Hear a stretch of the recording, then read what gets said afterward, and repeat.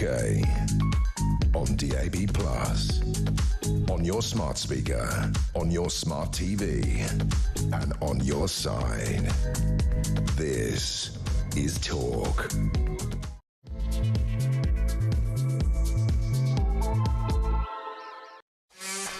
Good evening and welcome to the Political Asylum right here on Talk. I'm Kevin O'Sullivan and I'll be steering you through 3 throttling hours of breaking news, challenging views and dynamic debate.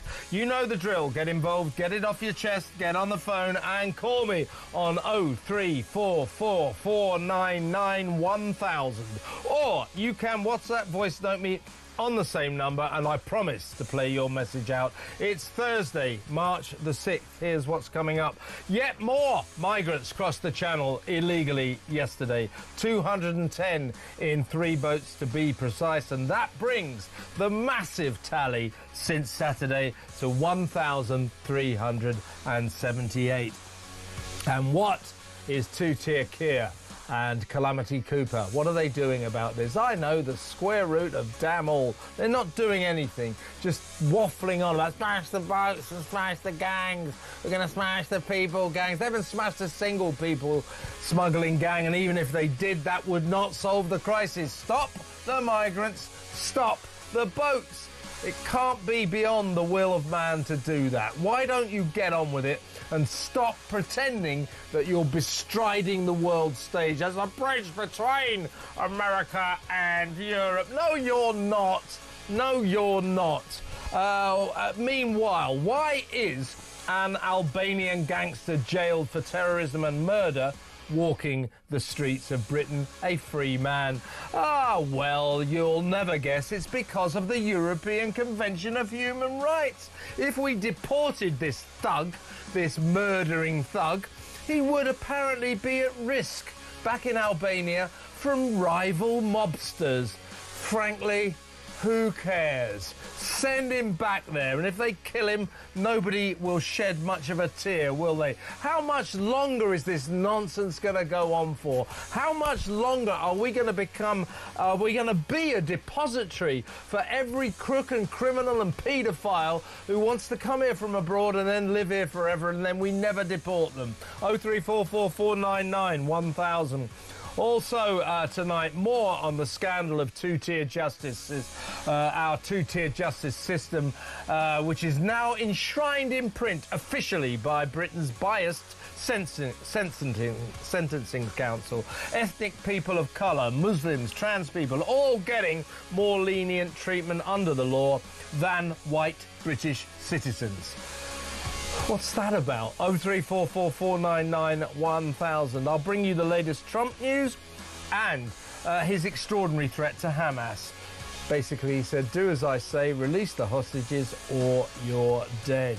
And still with Gaza, that Hamas boy who starred in the BBC's scandalous propaganda film now says he blames the Beeb for putting him and his family in danger. Once again, frankly, who cares? His father is a dangerous terrorist, a senior official in the illegal terrorist organisation Hamas. So I tell you what, son, wind your neck in and shut up.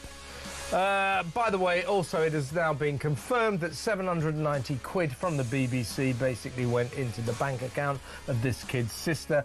This is the family of a Hamas terrorist. So Hamas got your money if you're a BBC licence fee payer. Isn't that special? 0344 499 1000.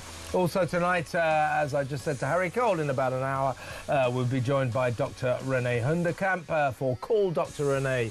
You know the drill.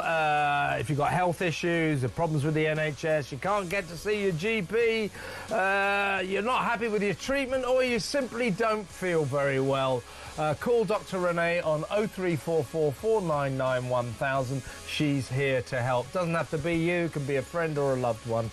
But call her with your medical issues and she will do her best to cure you. Perhaps we won't go that far, but the surgery will be open and she's damn good at it. 0344 499 1000. Call Dr. Renee. And then at 9 o'clock, we need to reanalyse the disaster of the year, the TV catastrophe that is with love, Meghan Markle's, Meghan Sussex's TV show about cooking and gardening that is dying a terrible death, met with universal disdain by the critics and utter contempt on social media. I've watched too much of it, and I can confirm it is epically boring, epically boring. Who needs recipes for ice cubes? You don't need a recipe for an ice cube, do you? But if you do, remember Meghan's very important advice. Never use tap water. Great, fantastic. All that and so much more. So don't go anywhere. Stick with me right here, right now on Talk, the home of free speech and common sense. Let's spend Thursday night together. And right off the bat, let's go to my first guest for the first 60 minutes. Always a thrill, always a pleasure. Talk's international editor, Isabel Oakeshott. Hi, Iz. I think I might have to call Dr. Renee because I'm not feeling very well after that list of stories. It's really got my blood boiling. Exactly right. Well, as I say, she is here to help. 0344499 1000. The surgery is open in an hour. Now, we need to regroup about that story that you alerted me to last night. Excellent or scandalous story, the two-tier justice that is now essentially enshrined by our Sentencing Council. They committed it to print. As I said last night, I reckon they're so used to unofficially dispensing two-tier justice that they forgot that they're not supposed to actually tell us, and they made the mistake of committing it to print. But before we get to that, if you don't mind, I want to just talk about a couple of issues. The first is, as I mentioned in my monologue, always we have to talk about this. Another 210 migrants crossed the Channel illegally yesterday. That brings the total since Saturday, only since Saturday, to 1,378. On Sunday, a record for the year in a single day, 592 came across. And still they come, and still they come. And what is Keir Starmer? What is Yvette Cooper, the Home Secretary? What are they doing about it? Nothing. Nothing. This is a disgrace. It is a complete disgrace. This is a mass industry now, and there are so many businesses and unscrupulous people in our own country who are feeding off it. You know, it's now a huge business providing accommodation for all these migrants. There are property agents who go around scouting out buildings that might be suitable to house migrants. As we know, lots of hotels that would otherwise perhaps not be making a lot of money, particularly in low season, are filling their boots with taxpayers' money for accommodating these people. So much so that some of them basically no longer really fit the definition of being a hotel. They're basically hostels. And swathes of our country seem to be turning into a giant refugee camp. And this is just expanding on a daily basis. And while Keir Starmer is busy globetrotting, prancing around on the international stage, our own country is effectively being invaded. Now, some of those people who come over may wish us well, maybe, but some of them almost certainly don't wish us well. And the majority of them, we know, are not truly escaping war and terror, not least because they've come from France. They have their eye on some form of better life here in the UK. And the question is, what are they going to do to contribute to our society? Answer, most of them have very few skills that are of any use to us whatsoever that we couldn't provide from our own population. Exactly right. And all we get from this government is we're going to smash the gangs, the people smuggling gangs. Well, first, they haven't smashed any people smuggling gangs at all, not a single one, since they came into power in July. July the 5th, last July the 5th. And secondly, that's not the way to do it. You've got to stop the migrants and you've got to stop the boats. It's as simple as that. And I want to hear from the audience. What do you think about the fact that this just keeps going on? It is the undercurrent of every day. And now that the weather is getting better, we had a lovely week this week, trust me, this is going to be an avalanche of people pouring across the channel, and I think we're going to break all records this year. So give me a ring about that, folks. 03444991000. Now, another story that I want to get your comment, and we've been covering this at some length, but your input would be valued, Isabel. It is this. Well, first up, there's the Speaker of the House, who we now call Long Haul Hoyle, who outrageously, in my view, over 2 years has spent £250,000, £250,000, of taxpayers' money, spanning the globe, globe-trotting, jet-setting, staying at flash hotels for as much as £900 a night, racking up massive restaurant bills in Los Angeles and Australia. He spent thousands of pounds on chauffeur-driven limousines. When he went to Montserrat in the Caribbean, he even chartered a private jet. He went to the Cayman Islands, spent £25,000 in just a few days. He went to South Africa and St Helena, racked up £21,000 in first class and business class flights, always first and business class. This is the Speaker of the House. That's a disgrace. As I said last night, I used this phrase. He is taking the piss. And this government is taking the piss. In the first 3 months, of this government, they spent more than £2 million, the Cabinet, more than £2 million on private jets. David Lammy, the Foreign Secretary, alone in 3 months spent £851,000 on private jets. By the way, I should remind you, these are socialists. Now, here's another, a few statistics you're going to like about David Lammy, or rather you won't like.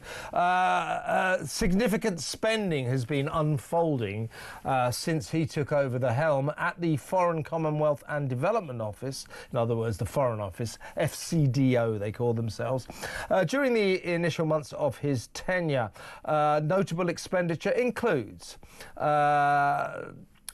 luxury crystal glasses, 2,400 on Cumbria crystal glasses, where a set of 4 Grasmere wine glasses cost £500. £2,400 on crystal champagne glasses, and also, you're going to like this one, overall departmental spending at the Foreign Office between July and October, so in come the Labour government in July. By October 2024, the FCDO's, the Foreign Office's expenses on restaurants and bars was added up to £521,527. So the best part of £522,000, more than £500,000 on restaurants and bars. This is an absolute scandal. And people absolutely hate this stuff, and quite rightly so, because those who are filling their boots in this way are doing it on the backs of ordinary, hard-working folk who are just trying to make ends meet, and consider it a great treat if they can get out for a meal every few months. You know, it's not cheap eating out. We all know that. It's become an awful lot more expensive. And here you've got the spectacle of mandarins, pen pushers, anonymous, faceless civil servants living it up on the public purse. And I'm very disappointed to hear this about Lindsay Hoyle, because I think he's a fundamentally good guy. I think he's a good speaker. But that is taking the piss. I don't think that's putting it too strongly.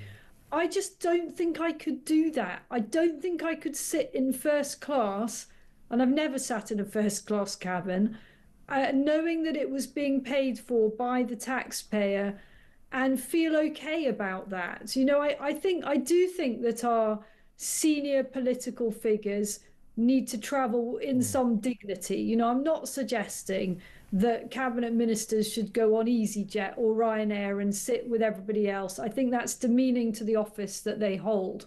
But I don't think it's necessary for any of them to go first class, the Prime Minister included. He can go business class in a separate section or whatever.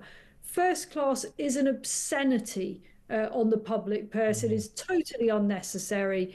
And, you know, as for the private jet thing, you know, I've long thought that our country should have a prime ministerial plane, although frankly, the amount of time that Keir Starmer spends going all over the world, I'm not sure I'm going to hold that opinion anymore, because he would never ever be off it, would he? No, exactly right. So, as I say, this is, you know, Lindsay Hoyle, I'm sure he's a good speaker and all that, although I've sensed now and again he tends to favour Labour a bit because he's a Labour MP.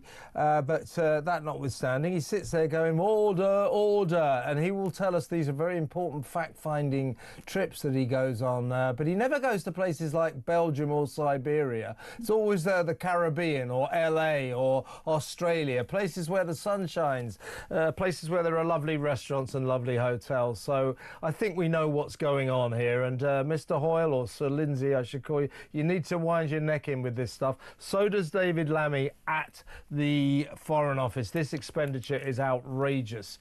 £500,000 on restaurants and bars in what is that, 5 months? Come on, give me a break. Absolutely scandalous waste of glasses. Yeah. Come on. Yeah. I mean, look, what are these people thinking of? I just don't get that. It is utterly indefensible. Well, as one of the truisms of politics is beware of a socialist with an expense account, because they'll be in the Ritz and they'll be staying at the Ritz Hilton as soon as night follows day. We better go to break now, Isabel, and when we come back, we'll talk a bit about two-tier justice, that story we spoke about last night. So stay tuned, that next.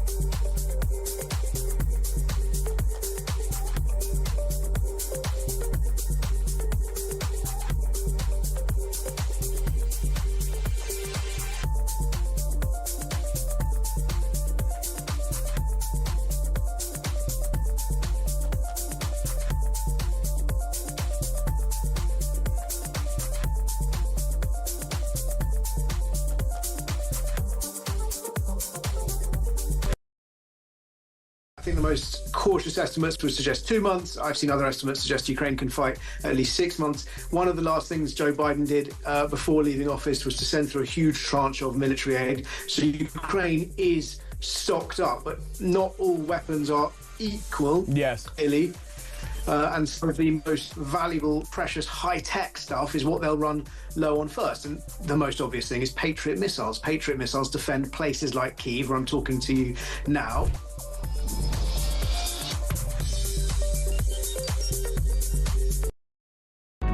across the UK.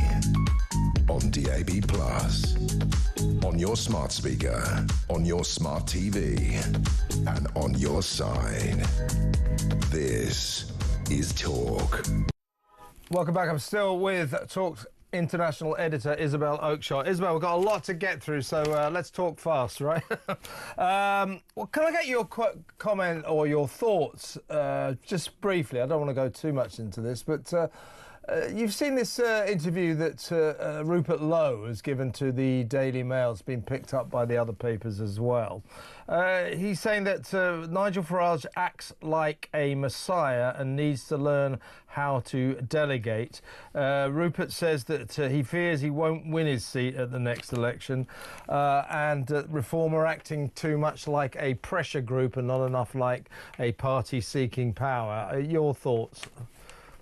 Really sweet, isn't it? Poor little Rupert. He's quite new at politics. He's really new in the House of Commons. And, you know, this is what happens to people who are amateurs at politics, and they become MPs and suddenly they think, yay, look at me. I think I could be Prime Minister. They all do it. Bless him.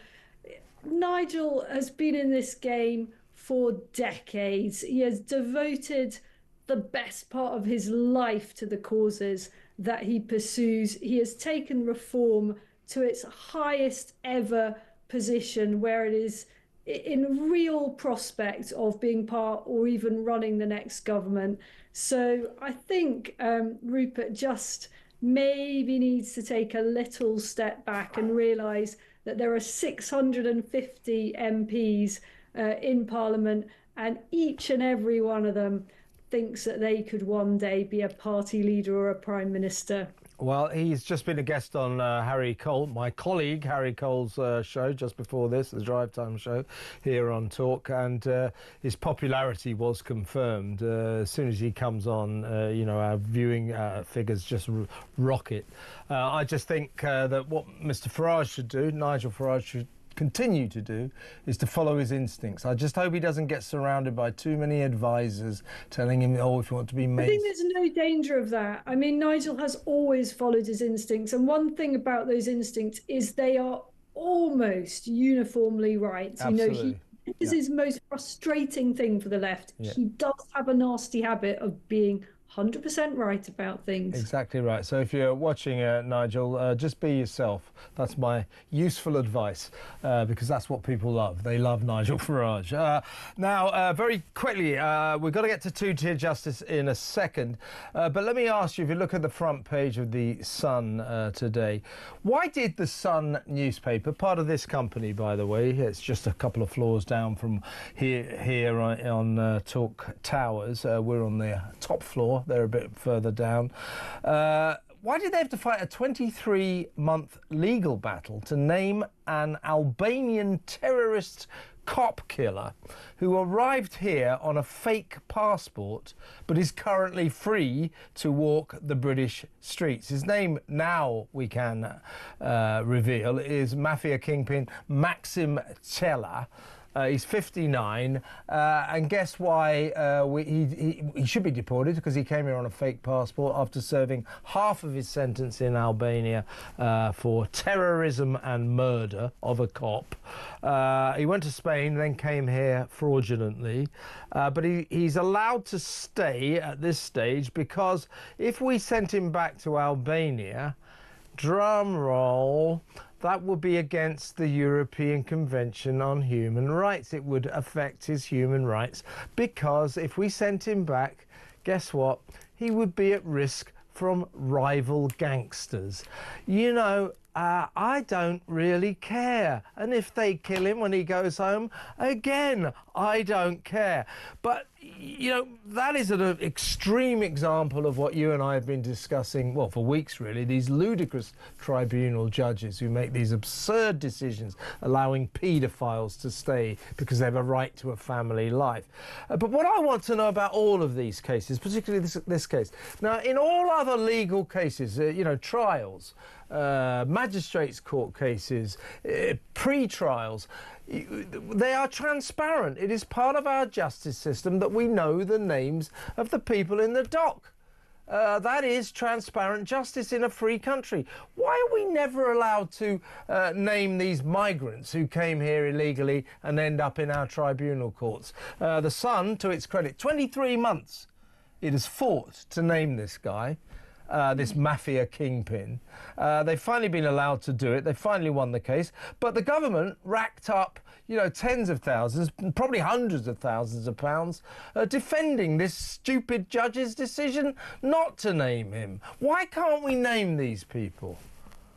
I mean, this is absolutely endemic across our institutions over this stuff. I mean, to give an example, when a foreign criminal is being deported, if someone like that actually ever happily made it onto the back of a plane, carrying them out of our country and back from whence they came, and if they happen to start kicking off at the back of the plane, as happened, you might remember, a few years ago, when a illegal migrant, well, he was actually a convicted criminal, started kicking off on the back of a flight, and all the passengers started bleating, "Oh, let him go, poor guy, it's against his, he's going to be..." They were unaware that he was a rapist. He was a convicted rapist. But do you know that the teams that were trying to deport the guy were not allowed to tell the passengers that the person they were deporting was a rapist, because it's against his human rights. Unbelievable. And time and again, we come back to this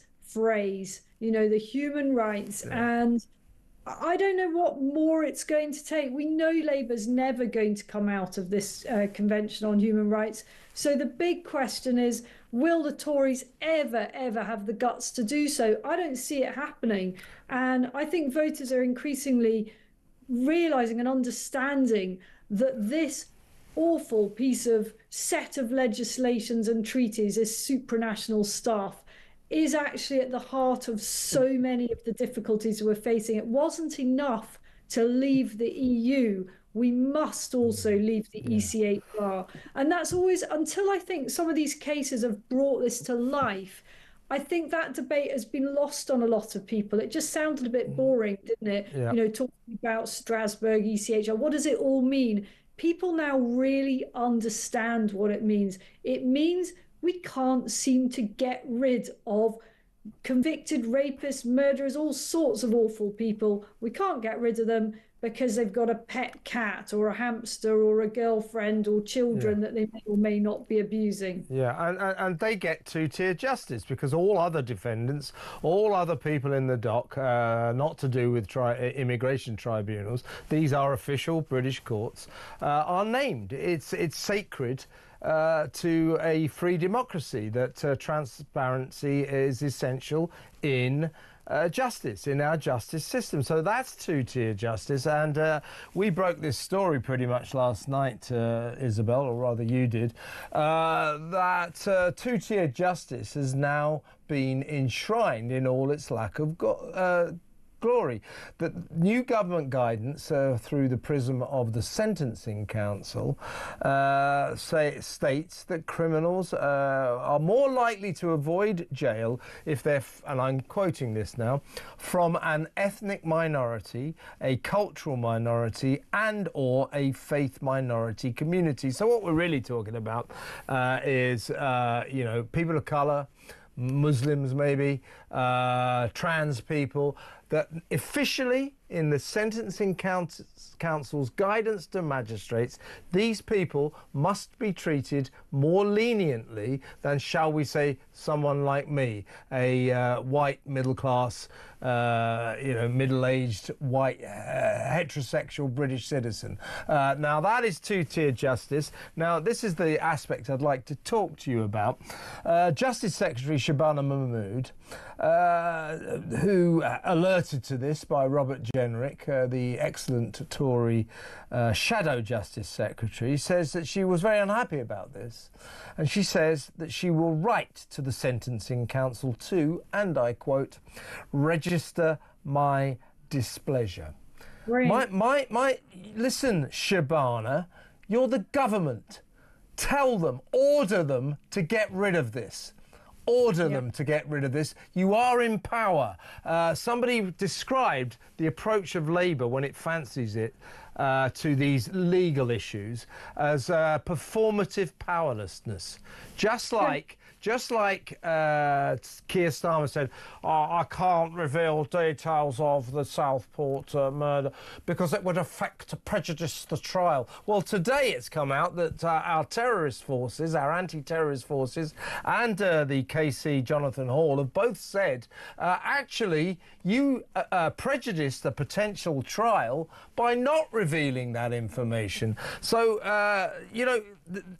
the Prime Minister should be able to reveal what the hell he likes. He's running the country. So they plead, oh, it's out of our hands, we're powerless, we can't...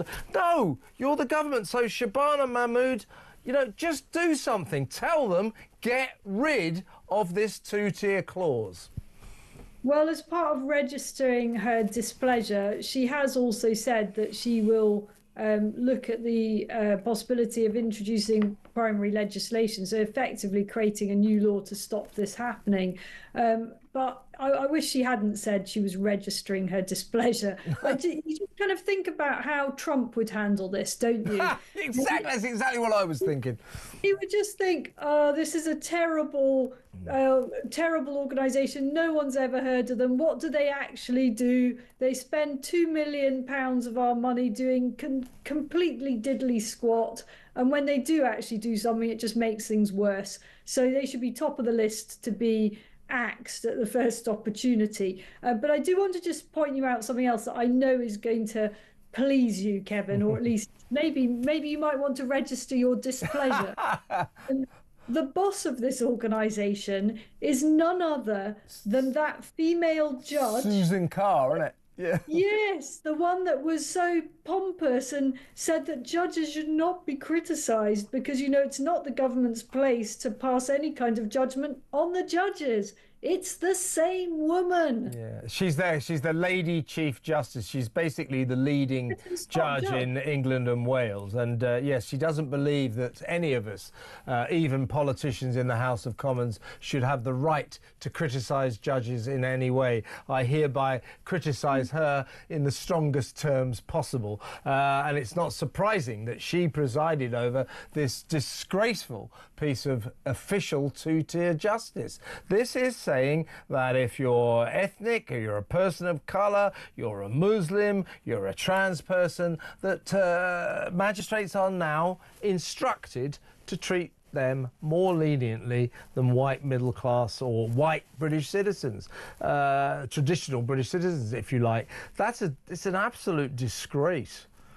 It's just fundamentally wrong, and it's very, very corrosive, and it sends entirely the wrong message. And in fact, I imagine it might almost be illegal. I don't know. It'd be interesting to see if you could mount a case that is a form of discrimination against others. It just can't be right. And voters already feel on very good basis that there is two-tier justice operationally. And now this just seems to formalise that. And, I was on a debate about this earlier in the day with our colleague Ian Collins, and he had a lawyer on who did her very best to kind of defend this new guidance. You're wrong that they've just accidentally written it there. I mean, this is a result of some kind of blinking consultation. Of course. You and I weren't consulted, and I don't think any talk listeners were consulted. Otherwise, I think there would have been quite a lot of people writing in saying, we'll have none of this, thank you. Exactly. Can I get a quick comment from you on our terror watchdog and Jonathan Hall, KC today, have said, now you remember back in Southport, how can we forget that summer of discontent when there were all those riots? Based on the fact that a lot of people were actually peacefully protesting about the migrant crisis. They suspected that the perpetrator had something to do with terrorism. Keir Starmer assured us that wasn't the case. The Deputy Prime Minister, Angela Rayner, accused Nigel Farage of spreading fake news because Nigel said that he feared that there may be a terrorist connection. They were lying. They knew there was a terrorist connection because, of course, Axel Rudakabana was found at his house to be in possession of enough ricin poison to kill thousands of people, and a Al-Qaeda training manual written by an Islamic extremist. So there was a strong terrorist connection. The rioters, the protesters were right. Keir Starmer was lying. He was keeping secrets. Both our anti-terrorist watchdog organisation today and Jonathan Hall, KC, said that actually when Keir Starmer said, I had to keep those secrets in order not to prejudice the trial, they have both said today, let's get this straight. Him keeping that secret could have prejudiced the trial. Simple as that. Him keeping that secret allowed misinformation to spread. That could have spread the trial. So again, the Starmer and his crew have this tendency to fall behind the cloak of what was brilliantly described today as performative powerlessness. It's nonsense, isn't it? Well, the independent reviewer also said that the cover-up, he didn't use that word, but the secrecy, the refusal to release basic facts actually stoked the riots. Yeah. Now, you know what happened to ordinary people who were found guilty of stoking riots?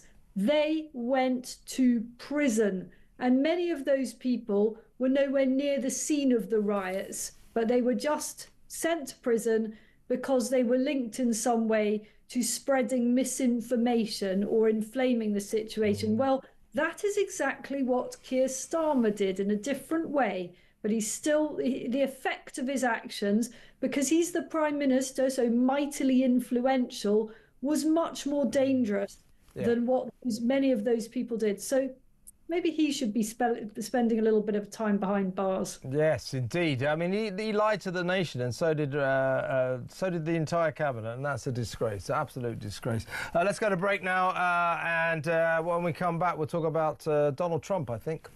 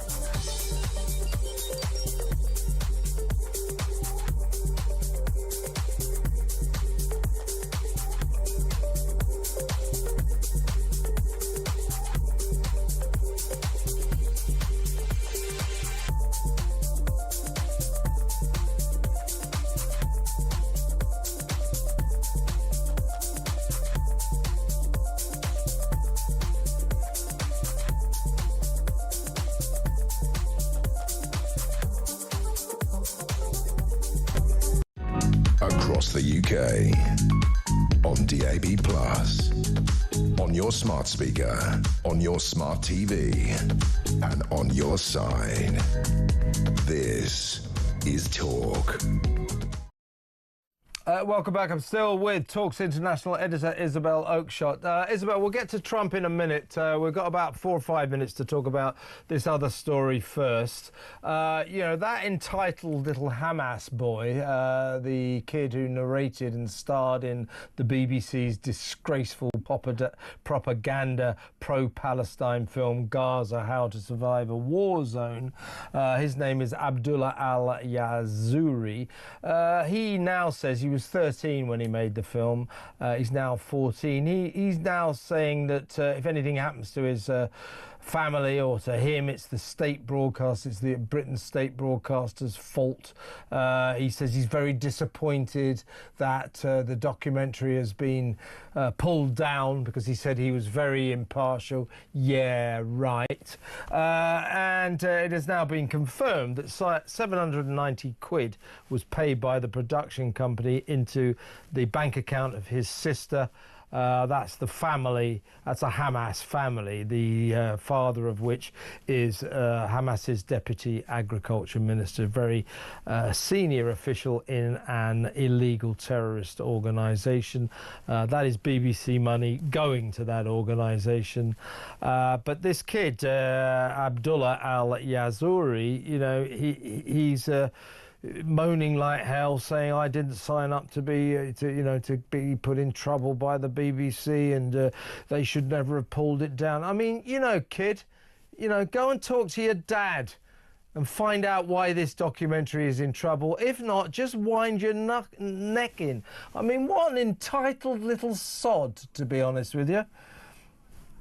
Well, you and I might differ a little about this because he is just a lad. And what I would say there is it is the misjudgment of the adults in the room here. Well, somebody's misjudged by allowing him to give an interview then, haven't they? Yeah, I mean, we as journalists know you can't just willy-nilly go around interviewing children on camera. It's just a complete no-no. So it goes through all sorts of ethical, can you or can't you, have the parents given permission and so on and so forth. I mean, you could argue that this young lad was actually exploited, whether it's by his own parents or whether it's by the terror cause, or whether it's by the documentary makers or whether it's by the BBC. I don't think the demon here is this young lad who probably had no idea whatsoever what he was getting into, and which little boy wouldn't like to be starring in a film. I doubt he had any idea what this was all about. The ones to blame here, the reprehensible ones, are those who commissioned this documentary, who didn't do their due diligence, the documentary makers who presented something that was quite dishonest, and of course the BBC as an institution who just gets this stuff wrong time and time again. Yeah, I mean, I take that point to an extent, but this is an entitled little kid who's obviously been put up to this by his dad again. He says, I did not agree to the risk of me being targeted in any shape before the documentary was broadcasted on the BBC. So if anything happens to me, the BBC is responsible for it. I was very impartial in this documentary. No, you won't. No, you weren't, kid. That's not written by a 14-year-old. No 14-year-old. This is what he's quoted as saying. Yeah, but he hasn't written that, But as a mum, I can tell you, 14-year-olds do not write like that. Well, he's not writing it; he's saying it. Well, again, 14-year-olds don't speak like that. They really don't. You can cut him some slack if you want. I'm not going to. I think he's an entitled little sod, and he should wind his neck in, shut up, talk to his dad to find out why this documentary is a disgrace and why it has plunged the BBC into a massive world of trouble. Extraordinary quote from the BBC chairman yesterday in Parliament when him and Tim Davey, the Director General, went before a parliamentary committee. Samir Shah, he said that this documentary has cast into doubt the BBC's, as a dagger to the heart of the BBC's claim to trustworthiness and impartiality. An extraordinary quote, and this is not over. Lisa Nandy, the Culture Secretary, this will be hard for her because she loves the BBC. She's demanded to see the BBC's books. She wants to see exactly where the money went, and the police are still considering whether to investigate. It looks like they may well do, because it looks as if money from our state broadcaster, from the BBC, has been paid to a prescribed illegal terrorist organisation. So this could be the straw that breaks the camel's back. I would suggest that the head of news there, Deborah Turness, should be taking a good look at her P45, because if she's not sacked, I don't know who should be. But let's move on. We'll slightly agree to differ, although I think we're basically on the same page, certainly about the documentary. I can't warm to the kid. Now, we're going to go to break now, and we'll talk about Donald Trump when we come back. More extraordinary stories from the eventful life of the American president. Stay tuned.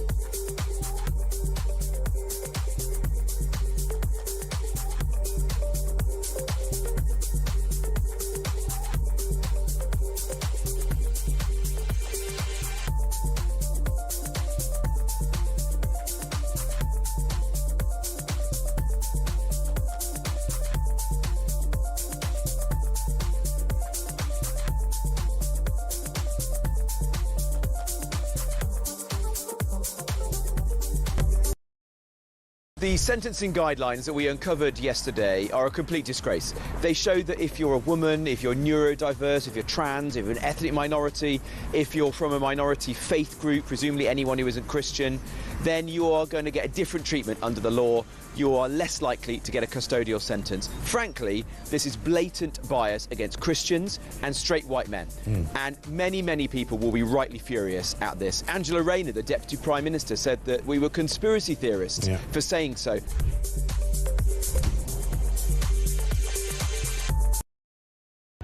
Across the UK, on DAB+, on your smart speaker, on your smart TV, and on your side. This is Talk. Welcome back. I'm still with Talk's international editor Isabel Oakeshott. We're sure as hell working our way through a lot of stories tonight. I've never packed so much into 1 hour in my professional career, which has been checkered, let's put it that way. Now, let's talk about Donald Trump, Isabel. Well, as always with him, there's not just one story. First off, you know, while everybody's going, oh, yeah, Zelensky's buckling, yeah, he's going to sign this deal. Well, let's remember, he hasn't signed this mineral deal, this rare earth mineral deal with America. And we already knew that Donald Trump, trying to force this peace, and saying that if Ukraine doesn't agree to his peace talks, then he's going to cut them off. Well, we already knew that he'd cut off military aid, no more military aid. Well, we learned today that possibly more significantly, he's cut off American intelligence sharing, which means essentially that Ukraine's most powerful missiles, American missiles, can't be fired.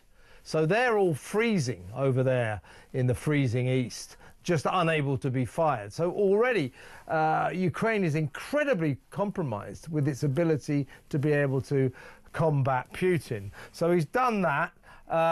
And we now, Zelensky seems to be folding, but you know, as far as Trump's concerned, no deal has been signed, and as he threatened last week, if you don't do as I say, you'll be on your own. And it looks like he's going down that road, and it certainly resulted in panic stations from President Zelensky, who's desperate to get back to the table, saying, I will sign that deal. I'm sorry. Well, he doesn't quite say I'm sorry. So I regret what happened last week, and so on and so forth. So as things stand, what we've got is a Ukraine that is completely bereft of American aid, the vital American aid it absolutely needs. It's been brutal and so decisive, and Trump will continue turning the screw. You know, Zelensky seems to me like, you know, when you look in a swimming pool when you're on your summer holiday and there's an outdoor swimming pool and there's some huge insect in it which is upside down and flailing around. Yes. You know that insect is, I'm afraid, doomed, and you can't probably even rescue it, even if you wanted to, because it's just going down. That's how Zelensky seems to me. You know, he's still thrashing around. He's still making a play to survive. But this is a drowning man. It's impossible to foresee a scenario in which he's still in power, let's say this time in a year's time. That's probably very optimistic for him, because he's running out of road here. I mean, it's, you know, Trump's doing what he was elected to do. Yeah, and Trump is, you know, people over on this side of the pond still throwing up their arms in horror about the way that Vance and Trump behaved, bullying Zelensky in the Oval Office. I keep saying, you know, I'm not having that. You know, Zelensky is a man. He's a grown man who has led his country through 3 years of hellish war against a superpower. He is not available to be categorized as a bullying victim. He's an adult, so I won't have any of that. And we might not like Trump's techniques, but let's face it, here we are, best part of a week on. Trump is in the process of getting absolutely everything that he ever wanted, which is the mineral deal will be signed. At that point, American aid will essentially be restored, and he will force peace. He will force peace. Zelensky has already, in principle, agreed to get round the table with the Russians. The Russians are sort of playing slight games, but they will get round the table. Trump wants peace, and he's going to get it. Well, I think that it's looking that way. It still comes down to what is the price that Ukraine will have to pay, and how does Europe respond to that, and how does Zelensky somehow maintain his save face in all of this? I mean, tonight he's still saying, you know, yes, I want peace, but not at any price. But where has he got to go? You know, there isn't a way in which I think Europe can really, you know, the coalition of the willing, and there haven't been many willing yet that have come forward with anything tangible, are going to be able to prop this up or actually want to prop this up.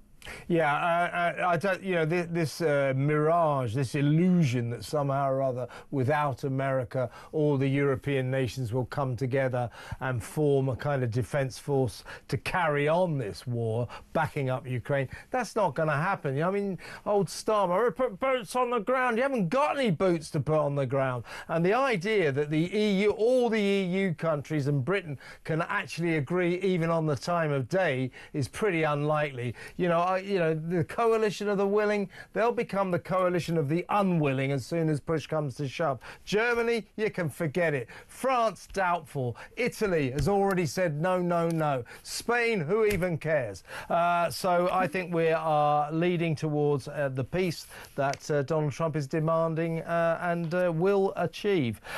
Just before you go, last point, still with Donald, this extraordinary threat he's made to Hamas.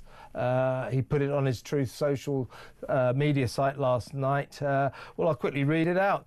Shalom, Hamas. That means hello and goodbye. You can choose. Release all of the hostages now, not later, and immediately return all of the dead bodies of the people you murdered. Or it is over for you. Only sick and twisted people keep bodies, and you are sick and twisted. I am sending Israel everything it needs to finish the job. Not a single Hamas member will be safe if you don't do as I say. I have just met with your former hostages whose lives you have destroyed. This is your last warning. Also, to the people of Gaza, a beautiful future awaits, but not if you hold hostages. If you do, you are dead. Make a smart decision. Release the hostages now, or there will be hell to pay later. I mean, he does things his own way, doesn't he, Isabel? I mean, none of us have ever seen anything like this from any statesman, least of all the President of the United States. But there isn't any mistaking what he's talking about, is there? I mean, he's putting it out there in language that could be understood by someone half the age of that little boy that you have been not very sympathetic towards in our last segment there. We can all understand what he's saying, and well, let's see what it results in. I mean, it's an odd threat to make in the sense that, it's a bit like saying that to the Taliban. You can't, there isn't a way of eliminating every single one of these Hamas operatives because they are everywhere in that part of the world, and they are being hidden, and they're in underground tunnels and so on. But when he makes a threat like that, we can be sure that certainly some explosions will follow if he doesn't get what he wants. So I guess the beauty of it, as far as the enemy is concerned, is they really don't quite know what does this actually look like in terms of the retribution that he's threatening. Just before you go, we've got about another minute. Just a quick reflection on 43 days or 44 days, I think Donald Trump has been President of the United States of America. I mean, the most remarkable 43 days I think we've ever seen in politics anywhere. It's just mesmerising, isn't it? Absolutely mesmerising. And just before we go, Kevin, just to say that I am travelling to Israel on Sunday and we'll be there for some of next week. So it will be super interesting to talk to people there and see what is the atmosphere like as the threat looms over the Hamas operatives. Excellent. Can we get you on from the ground there? Absolutely. All right, Isabel, well, look, safe trip, and we'll definitely look forward to talking to you on the scene in Israel next week. Thank you for 2 fabulous days, as always. Yeah, that was the brilliant Isabel Oakeshott, Talks International editor. Next up, as I've already said, it is Dr. Renee Hunderkamper. Call Dr. Renee. You know the drill. If you're not feeling very well, if you've got health issues, if you've got problems with the NHS, you don't like your treatment, you can't get to see your GP, let's face it, who can? Just if you don't feel very well, it doesn't have to be you, it could be a loved one or a friend. Call Dr. Renee on 0344 499 1000. She is here to help. The surgery opens right after the news, so you better stay tuned for that. Be back in a minute.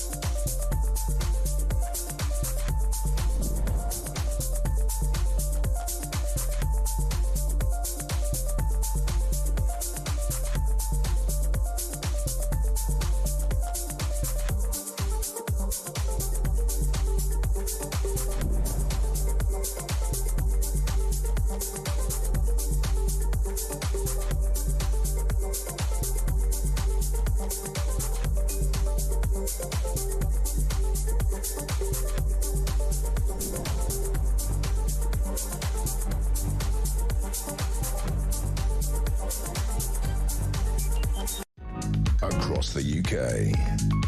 On DAB+, on your smart speaker, on your smart TV, and on your side.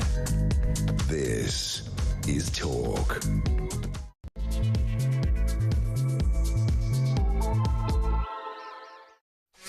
Welcome back. She's in the studio. Call Dr. Renee on 03444991000. The surgery's open. If you remember, last week old Kia, two-tier Kia, had swanned off to Washington, and such was the importance of that alleged news event that Renee had to revert to being a political commentator. She's damn good at that as well, by the way. So we didn't... She was supposed to do Call Dr. Renee last week. We didn't get round to it, but we will tonight. I've already got some calls. You know the drill. If you are not feeling very well, if you've got health issues, if you can't get to see your GP, NHS problems, not happy with your treatment, or, as I say, you just don't feel very well, doesn't have to be you, could be a friend or a loved one, call Dr. Renee on 03444991000. She is here to help. What we always like to do, though, before we get round to the surgery, is deal with a couple of medical stories that Renee wants to comment on, or will be interesting to comment on. Now, the first is that we covered this story because you sent it to me, and it is a disgrace. A male doctor in Scotland went to donate blood, as doctors will, as responsible GPs will do. NHS donor centre, blood donating centre, and he was banned from doing so because they said to him, "Are you pregnant?"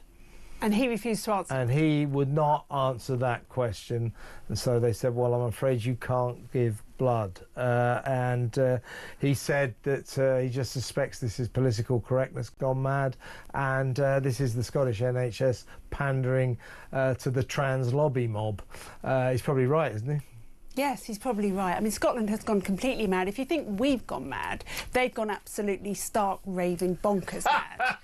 As we know, because we've got Sandy Peggy up in court there, being forced to change. By the way, can I ask you about this? Sorry to interrupt. So this key case with Sandy Peggy yeah. against Dr. Beth Upton, isn't it? Yes. Who's a bloke. Who's a bloke.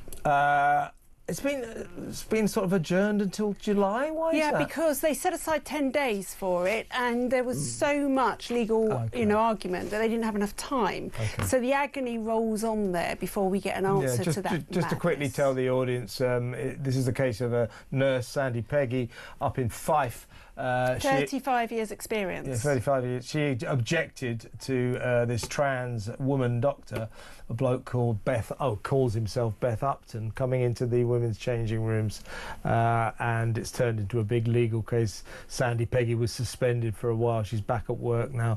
So the tribunal continues the case. So we won't get the result of that until July, but it revolves around Dr. Beth Upton, a bloke, saying that he says he's biologically female.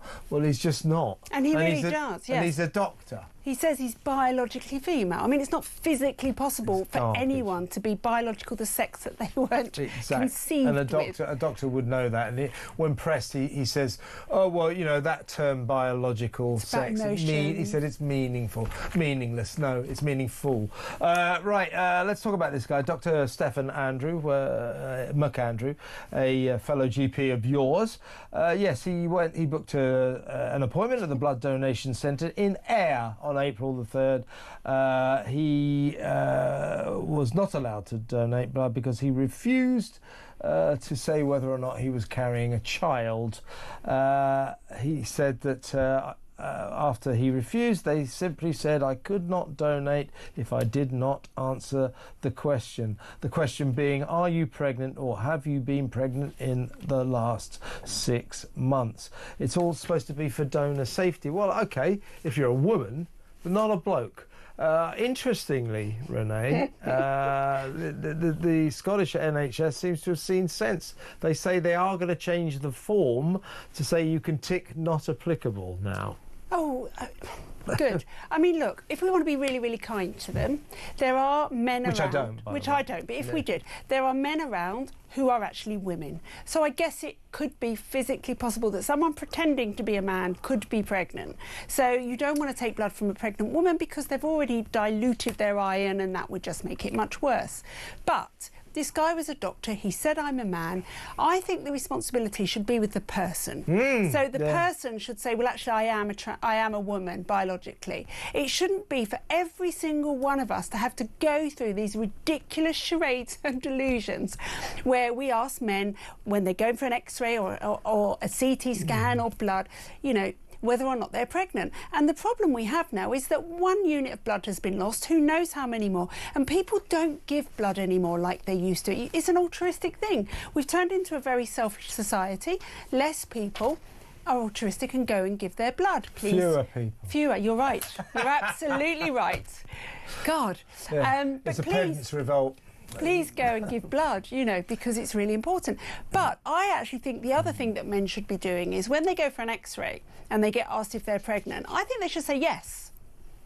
I think they should challenge the people. Say, yes, I am. Well, yeah, my line was always to take a wild guess. Now, you know, but that was the other part. I mentioned that last night. I said it would be fun to just say, yes, I am. Now what are you going to do? Yeah, I'm expecting it next week. Yeah, what are you going to do about that? The point being, I've challenged Wes Streeting to this. Wes Streeting says that he's declared war on mad wokery in the NHS.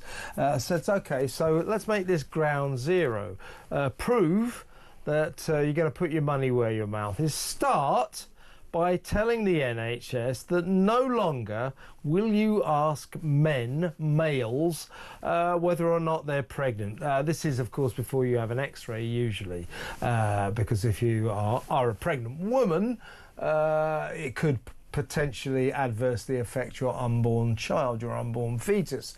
But if you're a male, you're unlikely to be carrying an unborn fetus, are you? Because you're a bloke. And I think it insults the intelligence of the staff. It insults the intelligence of men and indeed women. And why doesn't Wes Streeting in his war on wokery start there? No more will men be asked whether or not they're pregnant. James Whale, our friend and colleague, 72, 73 years old, suffering from cancer very sadly, and fighting it very, very bravely. Obviously has to often go to hospital and often get X-rays. Can't speak highly enough of the treatment he's getting, but there is one bugbear that he has. Every time he has an X-ray, they've said, James, are you pregnant? But you know this is mad. But you know what's bizarre about that? They would not ask a 72-year-old woman if she was pregnant.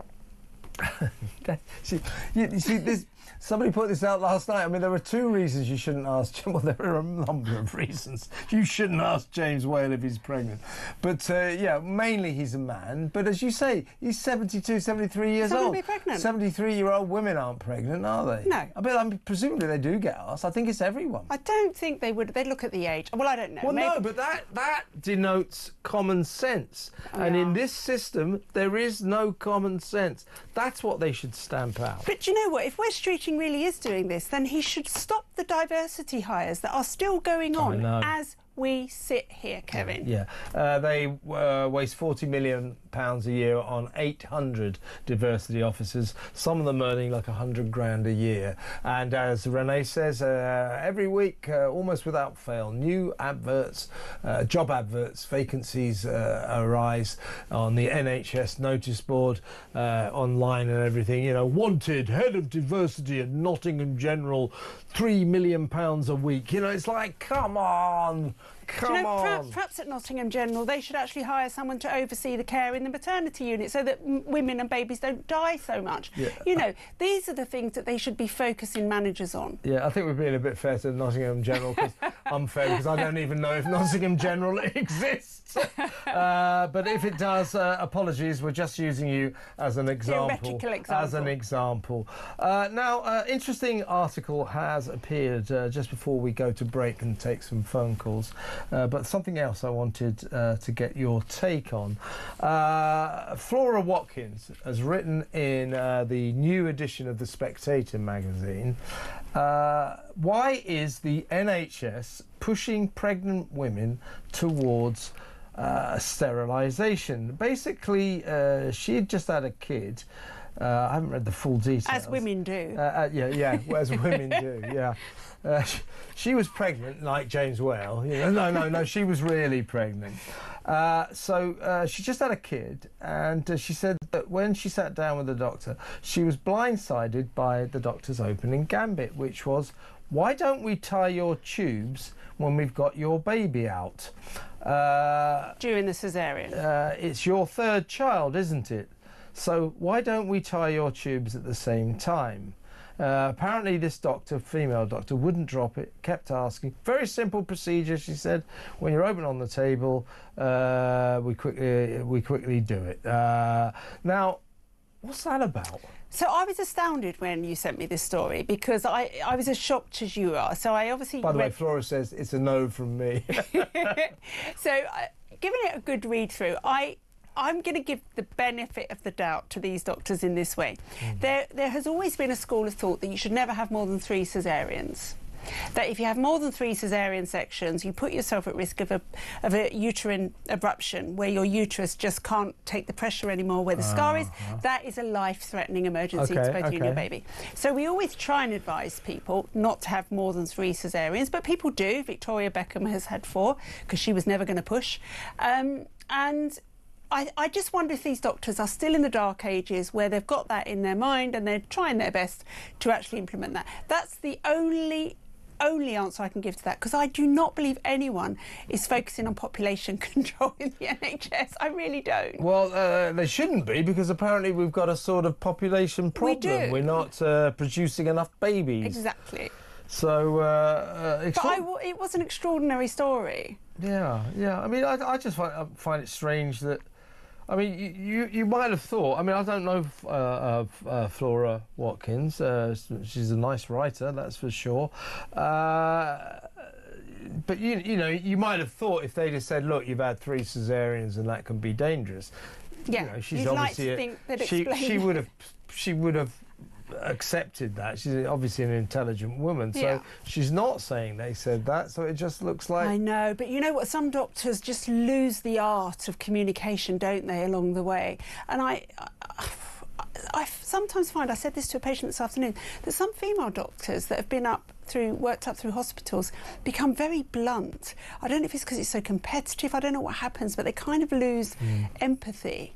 Yeah, I mean, I don't often have to go to the doctors, thank God. Especially a gynaecologist. Yeah, well, no. Yeah, my gynaecologist, really lazy person, never does anything, useless to me. No, but they can be blunt. They're the sort of people who say, well, you know, you got cancer, you've got 2 years, we can manage it. Do you know? You know, I had my cancer thing when I was about 30, and when I sat in the office with the oncologist, I've never forgotten this. I thought my husband was going to jump over the desk and kill him. I said, "Am I going to die from this?" And his answer was, "We all have to die of something."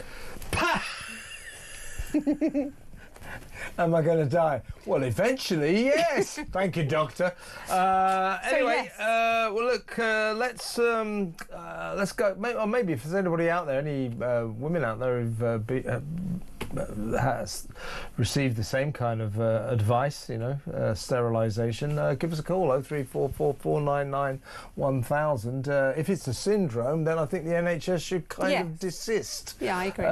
Extraordinary. Let's go to break now, and when we come back, we've already got the calls piling in. The surgery is open. Call Dr. Renee, 0344 499 1000 with any of your medical questions. She will answer them brilliantly, I guarantee you. See you in a minute.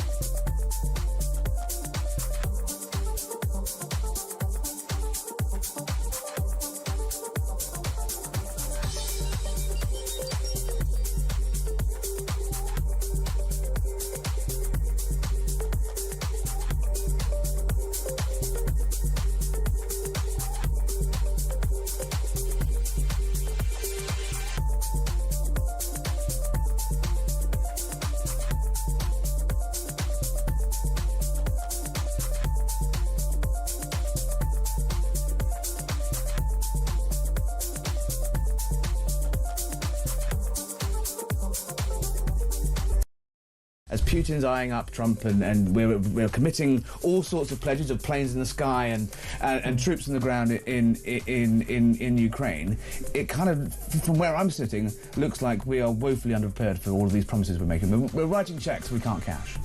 I mean, I have absolute confidence in our forces. If we ask them to do something, they'll be able to do it. What I want to have the ability to do is to make sure that we're equipping them with the very best equipment that learns the lessons from Ukraine. That's not about how Ukrainians fight, that is also about how Russians fight. Across the UK, on DAB+, on your smart speaker, on your smart TV, and on your side. This is Talk. I'm still with Dr. Renee Hunderkamp. We're just about to open the phones, open the surgery. Got some calls coming in already, quite a few already, Renee. But, a couple of notes that I should read out to you, messages I've received. This is funny, this is from Patrick. Hi, Kev. Patrick from Nottingham here. No, hang on, that's the wrong one. Where is it? Somebody sent me... that's the wrong bloody one. Yeah, here we are. No, it's from Steve. Hi, Kevin and Dr. Renee. Nottingham General Hospital closed in 1993. Well, you know why? Didn't have enough managers. And listen to this, though. This kind of confirms sort of what you're saying. This is from T, just the name of T, obviously a lady. I was asked after my third C-section if I wanted my tubes tied whilst they were... whilst we knew they were there, or whilst they were there, for the reasons that you just mentioned. I politely declined and sent my husband for the snip instead. It was the least he could do. That's interesting, though. Yeah. Exactly confirming what you say. So it could be that Flora, I mean, I'm probably taking her name in vain, but the Flora who wrote the piece in The Spectator, maybe she had a few C-sections and it was time to stop them. But I would have thought she might have mentioned that. But perhaps the doctors were so sort of clumsy, they didn't mention it. Which that, I think, is perfectly... The sort of thing that can happen. And that's bad. Yes. You know, try to explain why you are suggesting sterilising someone. Which is a major thing for a woman. Yeah, even I understand that. And I don't understand much. Right, let's go to the phones, and we're going to go straight up to Scotland, Stirling, in fact, and talk to Simon, who's got, I think, a blood pressure problem. Hello, Simon. Talk to the doctor. Hello, Simon. Oh, hi, Dr. Rennie. How are you? I'm good, thank you. How can I help? My question is, it's something I was told something by, it was actually a consultant cardiologist, and I'd never heard it before. I was actually quite interested to find out what your view is. So the reason it came about is I have private health insurance with my company, and part of that is every couple of years we are entitled to a full health check, health screening, and you go and you got that. So I went there, and part of the health screening is obviously to take your blood pressure, and my blood pressure reading was 145/87. Now, I do have, white coat syndrome. For me, that's not that high, but it would be viewed as, above normal. And it just so happened that one of the people you see as part of the health screening, he just happened to be a consultant cardiologist. So you see a GP, but there was also a consultant cardiologist. And he obviously looked at my blood pressure reading, and he said, I get the impression you're maybe the worried well.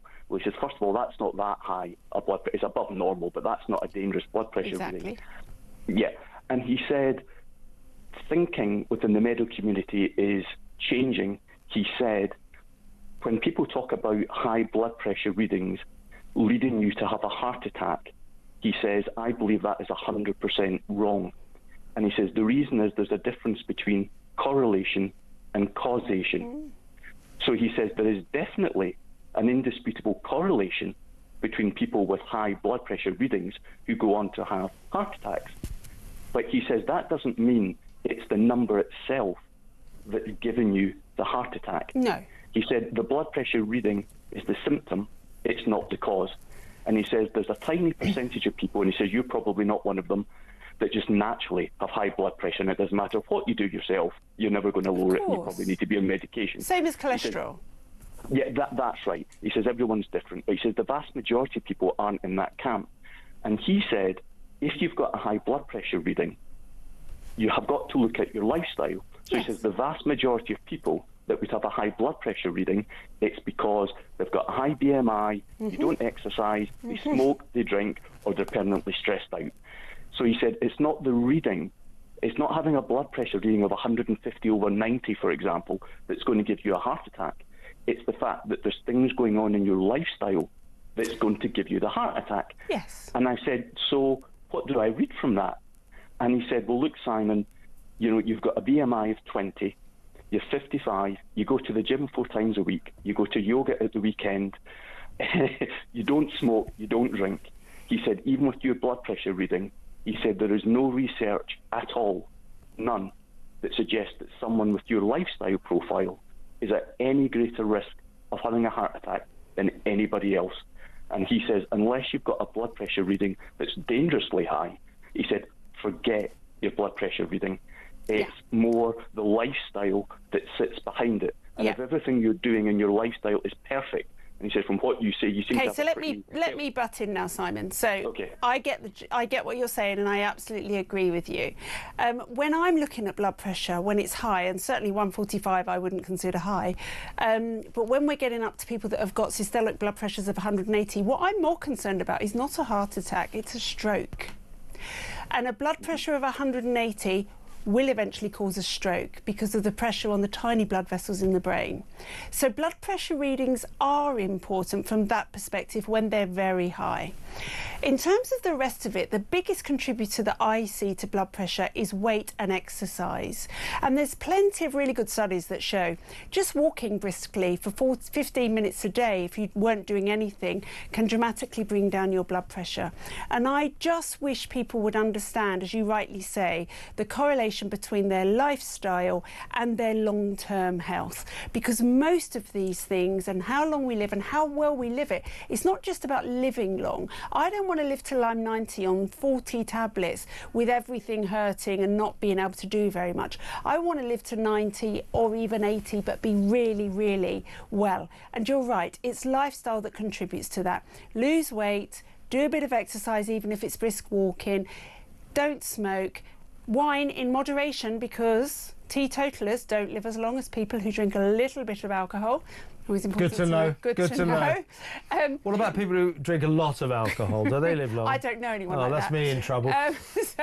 So I agree with you, and I agree with that cardiologist. And at 145 in my surgery, I really wouldn't even blink at that, because most people, I get white coat hypertension, so I just take my blood pressure when I'm on my own and away from a doctor. Yeah. Seems to me, Simon, you live a sickeningly healthy lifestyle. You make me wine. You make me feel guilty and jealous. Listen, Simon, thank you for an excellent call. Good to talk. Simon in Stirling. By the way, we're going to go to Paul in Horsham in just a second, but we've got a WhatsApp voice note. Have a listen. This is from Lee. Listen to this. Can't believe you're talking about this, about the NHS forcing sterilisations or pressuring sterilisations on women that are cesareans. It happened to my missus with our third child, and it's something that we do regret now, and we're looking into seeing if we can do anything about how we was treated at the time. See, that is interesting, isn't it? So it does seem as if Lee's confirming your story. It would seem to me that, you know, so that's like three. We've got Flora's story in the Spectator. We have the T who sent her message. Now Lee talking about his wife. I would suspect what's going on here, a la what we were talking. Poor communication. So a lot of doctors aren't very. Because they know. They understand it. Yeah. They fail to realise. Like, for example, if a doctor's talking to me about medical matters, you know, I'm a complete moron. You need to treat the patients or start from the basis that the patients know nothing. I think they assume knowledge. Do you know what I would say? So when I get patients come to me to talk about sterilisation, whether it's a man or a woman, I always try and convince them that it's not the right move. And I tell you why. You know, contraception is free in this country and relatively easy, whether you're a man or a woman. And sterilisation is an end game to something that is very important. I think when you're giving birth, That's a very emotional time, and I don't think it's the right time to make that decision.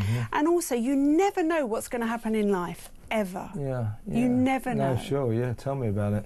Let's go back to the phones. As I said, Paul in Horsham has been waiting patiently. Hello, Paul. Talk to Dr. Renee. Hello, Paul. Hi, Kev. Nice show as usual. Thank you, mate. Dr. Renee. Yes. I don't know if you remember me. I had double sciatica down both legs. Oh, I do. Oh, yeah, I remember you. Yeah. And your doctor said that you weren't going to get an MRI until you couldn't walk or something. That was not my doctor, it was a colleague, because I couldn't get my doctor. Ah. You got a good memory. Yeah, I remember you, yeah. Yeah, so I saw my doctor eventually this last month. I tried phoning in, couldn't get hold of you. Anyway, I've got to be quick, because I know it's quick on this show. He looked at my spine, neck, x-ray, and he said, basically, Paul, his exact words were, you're still young, you're 62 years old, but your back is knackered. That's his exact words. I said, right, okay. Now I want an MRI. He said, no, you can't have that. You've got to go through hula hoops. What he means is I've got to go to Horsham Hospital on the 11th of this month. See a physio. To have MSK. Yeah. Could you explain to What's me MFK? What is that? Oh, you're just going to see a physio, basically. So MSK is musculoskeletal, and they're sending you to a musculoskeletal practitioner, which will either be a physio or a nurse with a specialism in whatever you're doing. So some areas do have this screening process that they make patients go through. I always forget how lucky I am that I can just write out a form for an MRI if I want one. But unfortunately, if you live in a postcode area where they've got that hoop, you're going to have to jump through it, I'm afraid. Right, okay, that's what he basically said to me. Oh, by the way, that chap, nice guy that just phoned in, talking about his blood pressure. Oh, yeah. I had mine done yesterday at the chemist while I was picking up my prescription. Yeah. She just said 160. She didn't say over, she just said 160. Yeah, that's your systolic. That's a little bit high, but do you know that? Are you on blood pressure tablets? I am. She asked that question. Yes, I am. Okay, so perhaps what you need to do is have your blood pressure taken when you go to the GP, sit for 15 minutes, don't have a coffee or a meal within an hour of it, and do it again. Because if you're on blood pressure tablets, they might as well be working. And at 160, they're not. All right. Right, okay. Do that then, Paul. High? Is that high, 160? Well, if you're on blood pressure tablets, ideally that should be 130. Oh, dear, that's high. Okay, thank you very much. All right, Pleasure. Paul, good to talk again. Take Look care. after yourself. Paul Bye. in Horsham. Let's go to break now. When we come back, we'll talk to Tristan in Southend-on-Sea. Stay where you are, Tristan, and stay where you are, everyone else. Don't go anywhere. We're back in a mo.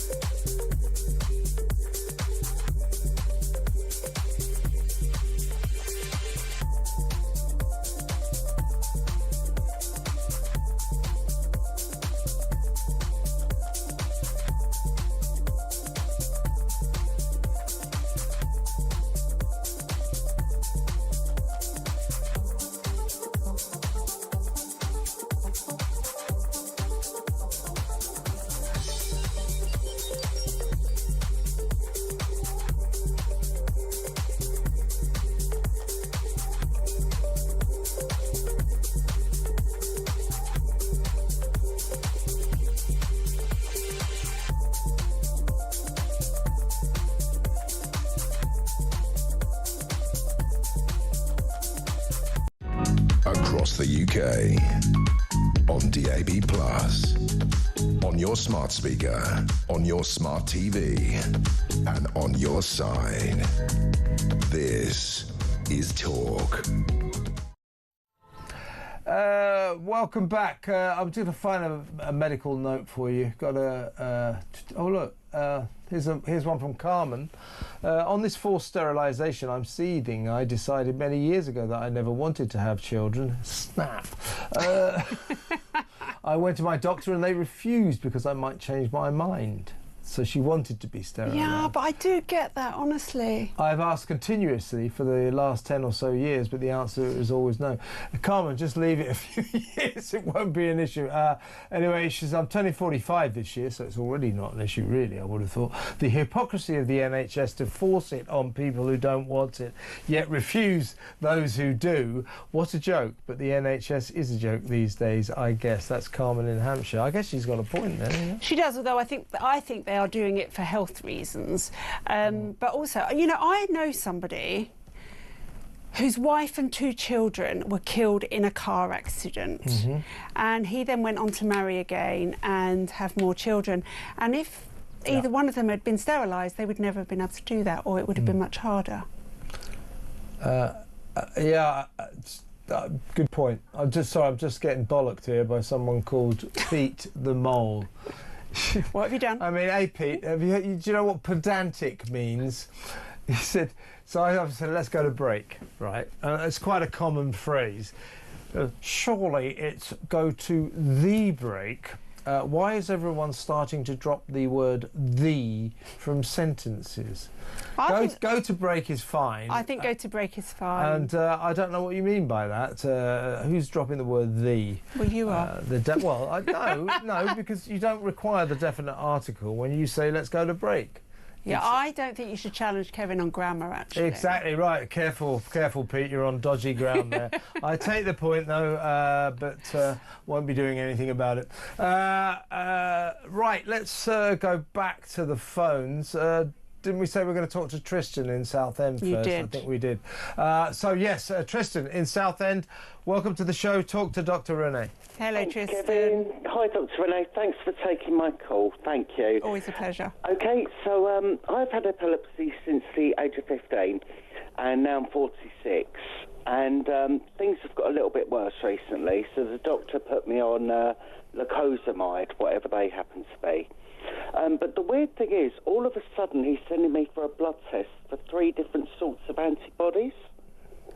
And I just wondered if you had any idea what he was looking for. If I tell you what ones he's looking for, please. Well, you can try, but I don't think I'm going to be able to, but you can try. OK, so glycine receptors, MDMA receptors, and glutamide R3 receptors. So these are just various different compounds in your brain. OK. And you have receptors for them. And I wonder if he thinks that you've got some deficiency or too much of one of those, so that it's interfering with the way that your brain transmits your electrical activity. I don't know. That's just my guess. So Okay. I'll always say when I don't know. I mean, the other things that come to mind with epilepsy, have you read up on the keto diet? Keto diet, yes, I have. Yeah, so for some people, ketogenic diet works very well for epilepsy. Yeah. Obviously, for children that have got intractable epilepsy, medical cannabis works really well, which makes me think it would possibly work in adults too. Yeah, I'd pass on that, to be honest. OK. But, yeah, OK, well... I will look those things up, though. That's what I've just Thank written you. down. Sorry to put you on the spot. No, Doctor. not at all. I can't know everything. All right, Tristan, thanks for the call. you. Look after yourself. Now, let's go to West Sussex now and talk to Fran. Hello, Fran. Talk to the doctor. I hope this isn't my Hello. sister, Fran. Hello, Fran. It's not your sister. and thank I've you met very your much sister, for taking Fran. my haven't I? call. Yeah. Pleasure. And I would just want to ask you, so I'm 47, I have perimenopause, I have been to the doctors already, and I've got my Everil patches, which were fine, Everil 50, with the Conti, which is the combination of the two. I went to see them about 2 months ago because I said that my periods have come back really badly after being on it for over 12 months, and they are kind of insisting that I have to have a coil, and I am comfortable about that, and I just would like to understand what your advice would be to tell me, my GP, about what I would like to do next. Okay, please. One quick question. Were you still having periods when you started Everil Conti? Yes, it went they were absolutely crazy. So I would say either none or everything. Yeah, I would say they put you on the wrong patch, frankly. You should have had Everil Sequi. I have got Everil Sequi. Okay, all right. So they can't insist that you have a coil. That's number one. Forget that. There are lots of other different ways of taking HRT, and sometimes we have to go through different ways of doing it. I have some women that settle straight away. Some women we try about 3 different ways before we find the one that works, and we will find the one that works. Now, when you're only 47, the problem is that you've still got your own hormones going up and down, which is why your periods were wild and then a gap, because your hormones are doing that. So when you start putting a regular hormone over the top of them, sometimes it can fight each other and you can just bleed like crazy, which is what you're doing. Yes. So, I mean, I think Mirena Coil is a great way to do HRT. It's the way I've done it, but not everybody wants it. But I do think it makes it very easy. So I've got lots of women who don't want to do that. So these are the other options. You can have an estrogen-only patch, and then you can take progesterone as a tablet. Now, if Utrogestan, which is the body-identical one that they like you to have, doesn't hold the bleeding back, and for many women it doesn't. It's great that it's body identical, but it doesn't always hold the bleeding back. You can actually have Provera, which is the alternative that the British Medical Society suggest. So there are other options to control your bleeding. You could have a spray and a progesterone tablet, but somehow you've got to have the progesterone. You just need that progesterone to be high enough that it's controlling your bleeding. Yes, and thank you very much. So what they did do is they gave me the mini pill, which is a progesterone-only pill, alongside my patches. But then they wanted to get me off my patches and give me a coil to do that. So I just thank you very much, and I have another discussion to have with them. Thank you. Thank you, Fran. It's a pleasure. Thank you, Fran. Take care now. By the way, great. There's not a name on this, but. It says, hi Kevin, I was asked if I was pregnant at the hospital. I am a 61-year-old male and I was about to have an ultra scan on my testicles. I mean, you couldn't really make it up, could you? You just couldn't make it up. You couldn't make it up. Very funny.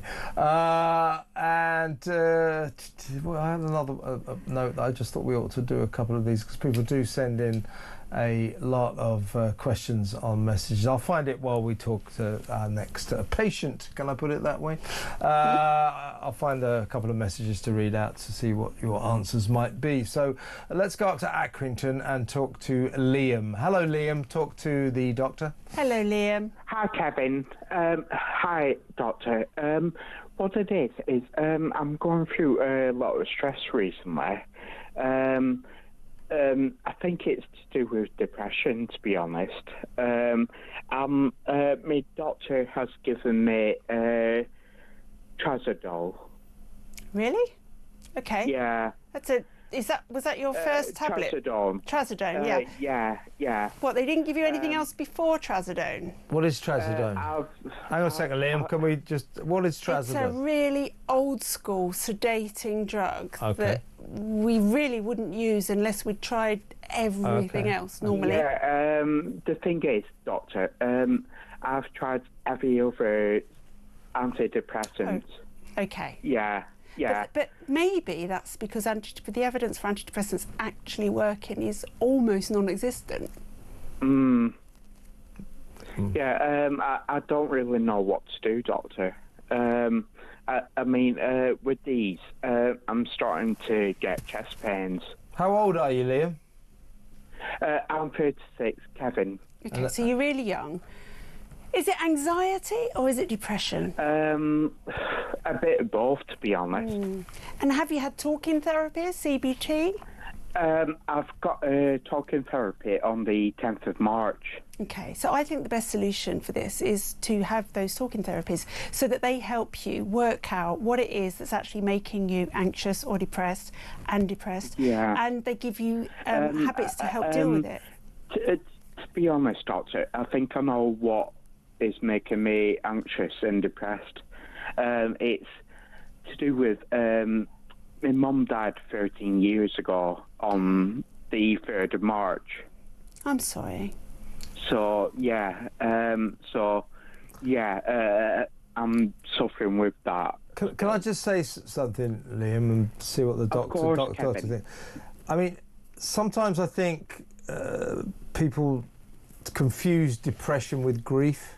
Yeah. Is that a point? Yeah, absolutely. Yeah, that's a point. Yeah, and with life events. Yeah. So, I mean, to be honest with you, no tablet is going to help you deal with that. No, unfortunately not. No. If you think about the way the tablets are supposed to work, the SSRIs are supposed to keep serotonin in your brain to make you feel happier. Well, you know, you haven't got a chemical imbalance in your brain. You've got a trauma, and you need to deal with that trauma. Yeah, but I mean, I'm no doctor, Leah, but I think some people sometimes confuse being sad with depression. Yeah, but could I just say, Kevin, I do have suicidal intent. I mean, as I say, I'm no expert, and I'm sorry to hear that. I think if you're telling us that, have you told anyone else that? Yeah, I've told my GP. Okay, and you've not. Have you got She's not wanting to help me. Right. Have you got suicide intention that you would act on right now? No, not right now. Okay. So, you know, you can always call the Samaritans, which I think is 123 116. We'll get that number. 116. Yeah. 123. The other way round. I got it the wrong way round. Yeah. Look, do you work? Unfortunately, I don't. Okay. Maybe working would help, because you'll be with people. Do you live on your own, Liam, or? Sorry. Do you live on your own, Liam? I live on my own, yes. So you sound fairly isolated, which we know is really bad for mental health. Yeah, because both my parents have died. Okay. What about volunteering in a charity shop or something like that? So you're around people. I've tried that, but because I can't leave the house, I struggle. I really do struggle. I'm sorry, Doctor. That's all right. No, you don't mean have to be sorry, Liam. No, I'm glad you rang. Just trying to give you some ideas. I think you should have the talking therapy to try and help you deal with this. Yeah, like I said, on the 10th of March, I'm paying for talking therapy. Okay. Yeah, and also, Liam, when we part company, my assistant producer, Fariza, will give you some numbers for people who may be able to help you. That's wonderful, Kevin. Thank you. So I'm going to put you back to Fariza, and in the meantime, really glad you called. You look after yourself, okay? And, you'll be fine. That's Liam. Take care, Liam. Sad that, isn't it? Really sad to hear things like that. Lost both his parents on his own. Listen, we better go to break now. And when we come back, we'll talk to Teresa in Leicester. Stay where you are, Teresa, and stay where you are, everyone else. Back in a moment.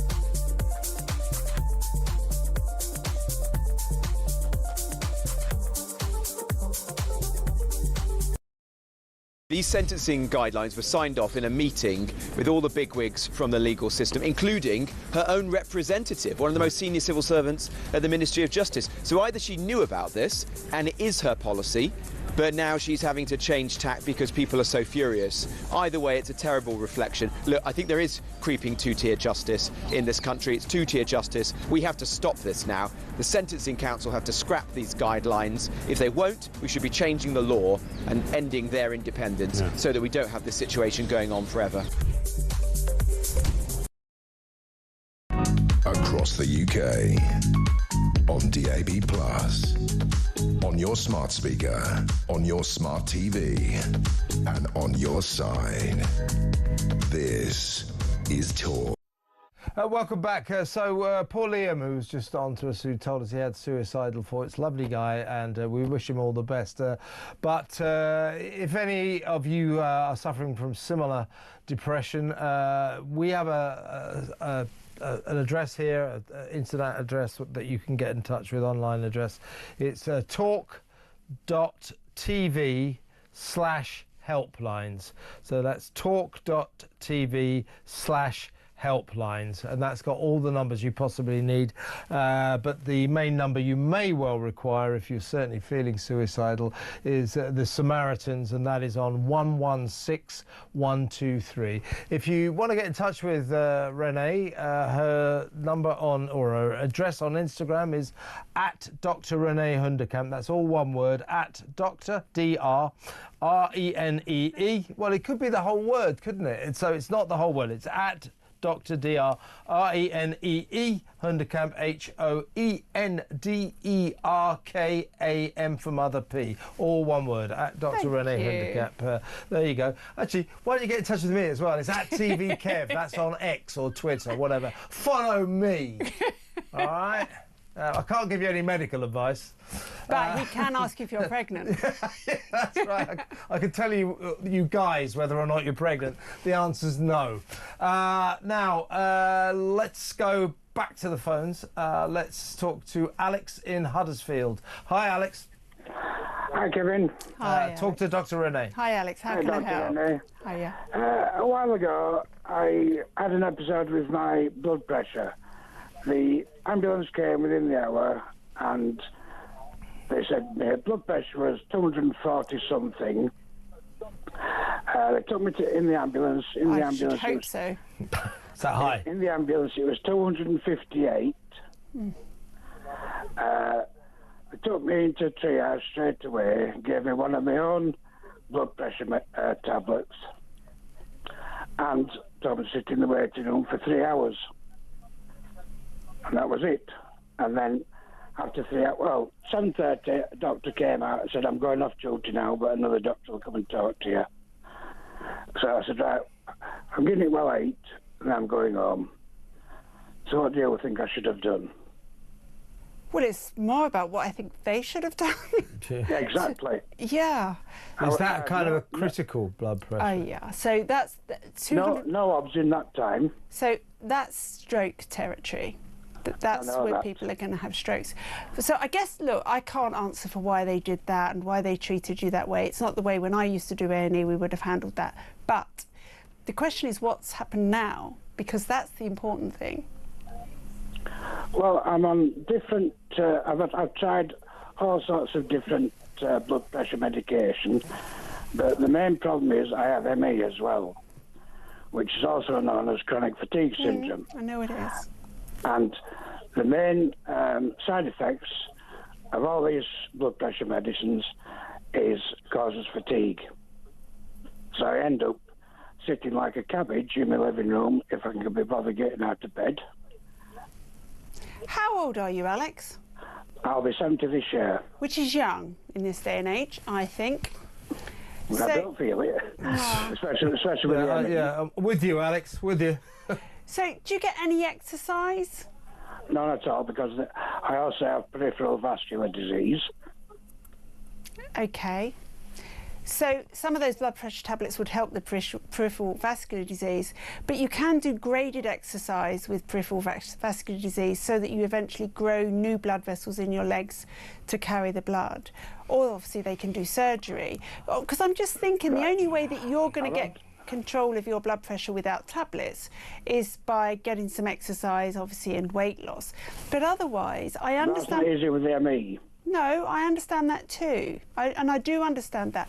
But it's kind of a vicious circle here, isn't it? Because if you don't control that blood pressure, you're going to have a stroke.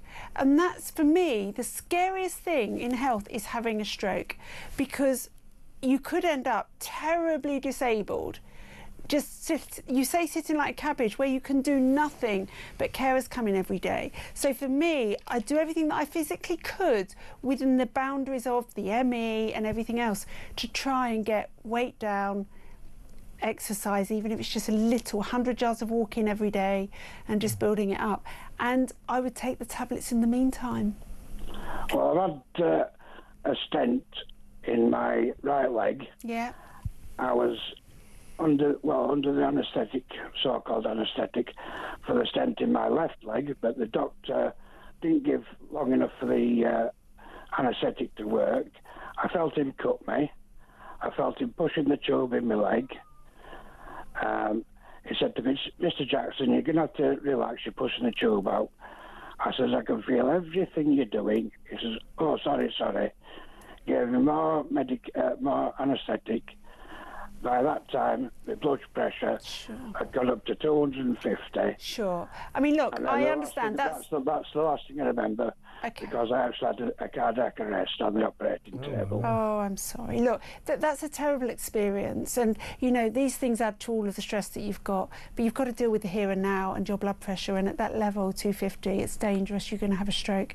So I can only give you the advice that I would give a patient. Take the tablets. I do realise that. Take the tablets, yeah. All right, Alex. I don't know where else to go, but you seriously look after yourself. It's good to talk to you. All the best. Alex there in Huddersfield. We've got time to squeeze in at least one more call. Everybody else who's called, if you don't get through. Actually, just a quick question before we go to the phones. I should have read more of these messages. This is from Joanna, Joe in Essex. She said, "I had a complete knee replacement on the 24th of February this year. I am in absolute agony and my whole leg is numb. Is this normal? I am a 51-year-old female." So I don't think your whole leg should be numb, so I think you should be seen for that, because usually leg numbness comes from the back, actually, rather than anywhere else. Agony, you know, degrees of pain after knee replacements, and it's fairly early, you're, 10 days, 2 weeks, can be quite high. Everybody's different, but I think I would ask for an urgent review if your whole leg is numb. Okay, there you go, Joe. I hope that helps. We've just got a few minutes left. Let's go to Jason in Eastbourne. Hi, Jason. We haven't got too much time, but talk to the doctor. Hello, Kevin. Hi. Hi, Jason. How can I help? Hello, Dr. Renee. I've got this problem with my throat. I think I'm bleeding from it. You think you are? Why do you think it? Well, I'm coughing up. How do you spell it? O-E... Esophageal varices? Ah, okay. Yeah. So you've got blood vessels that are like varicose veins in the legs, but you've got them in your esophagus. And I'm going to ask you this question. Have you done a bit of drinking over the years? Yes. Yeah. So generally we see those when people have had... And acid from the stomach. Pardon? Acid from the stomach when I'm lying down as well. Yeah. So, you know, it's difficult, isn't it? Because they're there. Nothing's probably going to change that now. All you can do is make sure you don't make it any worse. I'm assuming that you have follow-up for this. Well, I've got an appointment in April. Right, OK. So next month. Yeah. Yeah. How long has it been going on for? 6 months. OK. And is it happening when you cough? Coughing all the time, yeah. Coughing and bleeding from it. OK, so the reflux can make you cough, and then obviously that can then make the varices bleed. I mean, there's very little advice that I can give you, because you're going to have to speak to the experts and see if there's anything that they can do. Are you still drinking? Not so much. OK, I mean, I would cut the drink back. More acid from the stomach. I'm on some omeprazole tablets. Yeah, but the thing that makes acid from the stomach worse, and the side effects of that, is alcohol. It's one of the foods that we tell people to stop completely. So I would stop the drinking if you can. But if you're drinking a fair amount, don't stop it overnight. You know this, don't you? I know that, yeah. But thanks so much for that. But I went to hospital yesterday, but I couldn't make it now. I was too busy, so I just discharged myself. Oh. Well, go back. If you're worried again, go back. Yeah. You better, stay vigilant, Jason. We've got to go now. The show's almost over. Look after yourself. Thank you very much for the call. That's Jason in Eastbourne. Sorry to Paula, to Teresa, Rachel, Stephen, David, the whole... Call next week. Yeah, call next week. Dr. Renee will be back for another Call Dr. Renee. That'll be 8 p.m. next Thursday. Thank you very much, Renee. Thank you for having me. Excellent surgery. Now, when we come back, it's Kinsey Schofield all the way from Los Angeles. We need to talk about Meghan. I wonder what you're going to talk about. I almost made the mistake of calling her Meghan Markle. Oh. It's so funny you keep saying that. It's Meghan Sussex now. She's such a feminist. Oh, God. She's not a dollar store, pound store duchess. Who the hell does she think she is? And by the way, nobody needs recipes for ice cubes. God, that programme. So Kinsey and I will revisit With Love Meghan after the news. So stay tuned for that. Thank you to Renee. And you stay where you are. I'll be back in a minute.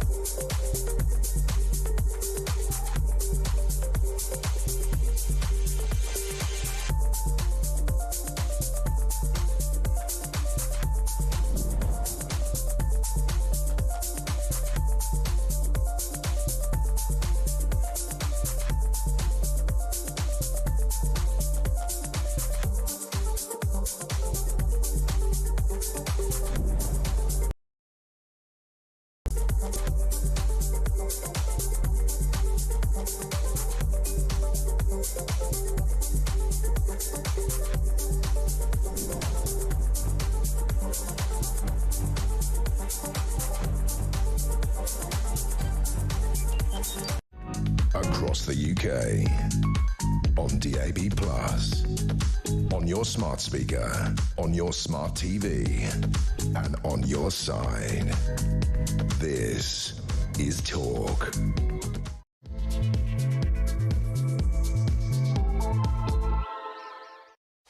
Welcome back. The surgery is now closed. We return to normal, so I'm going to need your calls about all the issues we were talking about earlier. Before we went all medical. So, of course, I want to know what you think about the migrant crisis. As I said, 210 more migrants crossed the Channel illegally yesterday, taking the tally since Saturday to a stellar 1,378. That will cost us, by the way, because they all come in at around about £40,000 a year each. That's what each one of these migrants cost us. So that will cost us about £48 million. The boats that have come across since Saturday, we're talking about £50 million of taxpayers' money to support them. Why the hell did the Sun have to fight a 23-month legal battle to name an Albanian terrorist cop killer who now is walking the streets free when we should be deporting him? Why is he still here? Because of his human rights. If we return him to Albania, because he's a mafia kingpin, he fears that he could be at risk from rival mobsters, rival gangsters. Who cares? But it's against his human rights, apparently. Don't forget the two-tier Kia justice system. It is now enshrined in print. The Sentencing Council have written down that people from ethnic backgrounds, trans people, Muslims, people of colour should basically get preferential treatment, lighter sentences, more lenient treatment in the courts by the police than, shall we say, white males, white British citizens, you know, the traditional citizens of this country. So people like me, you know, no chance, no chance. What do you make of that? Also, Donald Trump, let us know what you think about him. He's cut Ukraine off completely now. They don't have any more military aid, and he's cut them off from US intelligence, which means they can't fire American missiles. So as of now, Ukraine is on its own in terms of American support. It's bereft of American support as it battles, continues to fight Russia. So your thoughts? I mean, Zelensky, should he come back cap in hand and you know, sign all the deals that Donald Trump wants? Also, what do you make of Donald Trump threatening Hamas, saying if you don't release all of the victims, the hostages now, dead or alive, you are dead. He's told you are dead, he said. There will be hell to pay. What do you think about that? 0344, what do you think about any of those issues? 0344 499 1000. We will be opening the phone lines in around about 20 minutes. Well, the phone lines are open now. Let's talk in about 20-25 minutes, and the rest of the show is down to you. So 0344 499 1000. If you're feeling shy, you can always send me a message, or you can leave a WhatsApp voice note on that same number, 0344 499 1000. I promise to play your message out. Let's get back now to the woman of the moment. She is Meghan Markle. She wants to be Meghan Sussex now. Let's talk to our brilliant royal guru over there on the West Coast, Kinsey Schofield. Welcome back, Kinsey. Hey, Kev, that's right. She will always be Meghan Markle to me. I do not care. I mean, this is her second marriage, okay? So she'll be Meghan Markle for me until I'm convinced that there won't be a third or fourth marriage. Well, we had another look this afternoon. We filmed my show, What Just Happened. And we had another look at that moment where she rounds on poor Mindy Kaling, who, by the way, comes across as a really nice lady, you know. And so she says... So, by the way, Kevin, Meghan calls her my girl. I don't know if you know, but Meghan's like, my girl, Mindy's coming over. This is the second time they've met in real life.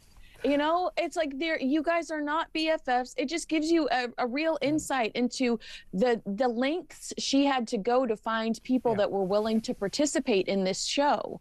Obviously, she's not your friend. She called you the wrong name you prefer to be called. Yeah, exactly. So all the people in this show are supposed to be her friends. They're either on the payroll, they're members of staff, or they're roped-in C-list celebrities. But Mindy, I thought, came across very nice, and she sort of said, "Oh, I can't believe that Meghan Markle used to eat junk food," and Meghan Markle goes like this. This is exactly. I can't believe you keep saying, it's so funny. You keep saying Meghan Markle. It's Meghan Sussex now. and she's trying to create a happy atmosphere in this show. As an executive producer that could have cut that if she wanted it cut. She wanted it in there, Kevin. She's trying to teach us all how she wants to be treated. Well, this is interesting. Do you remember when Meghan, what do we call her now? Meghan Sussex. By the way, that's not her name. If she wants to know what her real marital surname is, it's Meghan Mountbatten Windsor. It's not actually Meghan it's Rachel. Her legal first name is Rachel. No, but her surname, really technical. her surname, no, her marital surname is Mountbatten Windsor. It's not Sussex. But anyway, this is when she was interviewed by Oprah a few years back. Remember that? Have a look at this.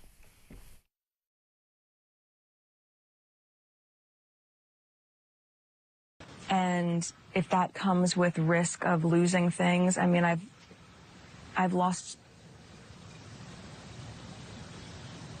There's a lot that's been lost already. And I grieve a lot. I mean, I've lost my father. I lost a baby.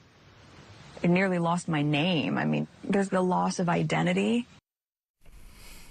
Well, first of all, Meghan Markle, you don't need to have lost your father. He's a couple of hours away. Why don't you give him a call? Because he's available. So you haven't lost your father. You've just ruthlessly cut him out of your life for reasons that aren't really comprehensible. Also, she says, I almost lost my name. Now she's deliberately jettisoning it. She doesn't really... Kev, I thought she was a feminist. Yeah, but she doesn't walk a consistent line.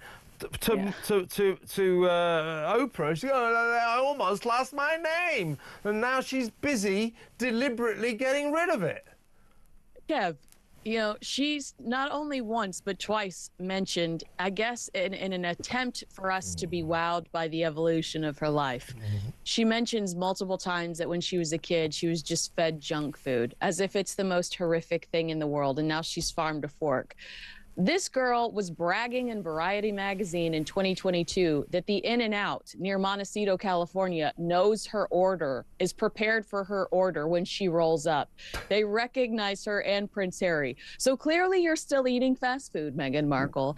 Everything she says is you know, a contradiction. Everything she says versus her actions is a contradiction. And she forgets that we have receipts and that, you know, that's what I meant when I said to you, did you feel like she was sort of vague in everything she said? And was that intentional? Previously, when we'd spoken, I felt like she was vague in a lot of her comments on the show because she's aware of the fact that we very quickly will go find something she said that contradicts what she's saying today. She is completely inconsistent. That is the only thing consistent about this woman. Exactly right. Well, let's remind ourselves of this really awkward moment when poor Mindy Kaling got in big trouble for calling Meghan Markle Meghan Markle. Watch this. I don't think anyone in the world knows that Meghan Markle has eaten Jack in the Box and loves it. It's so funny, too, that you keep saying Meghan Markle. You know I'm Sussex now. You have kids, and you go, no, I share my name with my children. Yes. And that feels so... I didn't know how meaningful it would be to me, but it just means so much to go, this is our family name, our little family name. Well, now I know, and I love it. You know, she said that when she goes to In-N-Out Burgers, they no, that's a very famous chain in California, by the way, folks. For you, I have some coming. I have some on the way here, by the way. Don't be jealous, Kevin. It's coming. Actually, they are good burgers. So they're so good. I bet you they know her order. You know what her order is? It's petals in ice cubes and ladybird-shaped canapes. That's what they know that she always wants. Some of the recipes that she delivered. I mean, who needs to know any of that stuff? You really, Meghan, You don't need a recipe for ice cubes. You really don't. No, did you see the report from Richard Eden today that said palace sources have told him their reaction to that scene and the fact that Meghan left that scene in, because it's not a positive reflection of her. Even some of Meghan's biggest defenders, like Jenny Bond, who I talked to today, who defended the show, said actually that was one of the most unfortunate scenes, because she said the only person that's ever corrected me on their title or the way that I've referred to them is Prince Andrew, and God knows none of us want to be compared to him. But palace sources told Richard Eden that that was like shots fired, that Meghan is telling the royal family, I don't want you to take away my title, but if you do, I will just legally change my last name to Sussex, and you lose that power. Yeah, exactly. Now, also, you know, you're from California, so you'll understand this. My takeaway from this show is that, apart from all the other problems with it, you know, its immense boredom, the towering tedium of it, the pathetic irrelevance of it. Young people on TikTok are hating it, absolutely hating it. They just can't understand what it's all about. I kind of share their confusion. But it's the way she speaks. She doesn't speak English. It's English as a second language. She speaks kind of Californian gobbledygook. Listen to this. This is my favourite quote among many. What was really fun was learning something with your friends and then recognizing that the mahjong becomes the background of the expansion of the friendship. Does she even know what that means? What does that mean? She's definitely trying to impress a specific group of people, and that's not the demo that's tuning in. And what makes me so annoyed is this victory lap she is taking on social media because she landed in the top 10. Of course you're going to land in the top 10. You just mentioned all the creators on TikTok that are going in on her. There's a morbid curiosity. There's a recognition that people will be talking about this, and it will be trending, and people wanting to jump on the bandwagon and wanting to engage in this conversation. There are people that never typically discuss Meghan Markle that tuned in because they wanted to upload a TikTok video and go viral for it. So of course you're going to land, you're going to rank. The real analytics that we'd like to see is how committed people are to the series. Do they follow through with all 8 episodes? They won't, Finzi. They won't.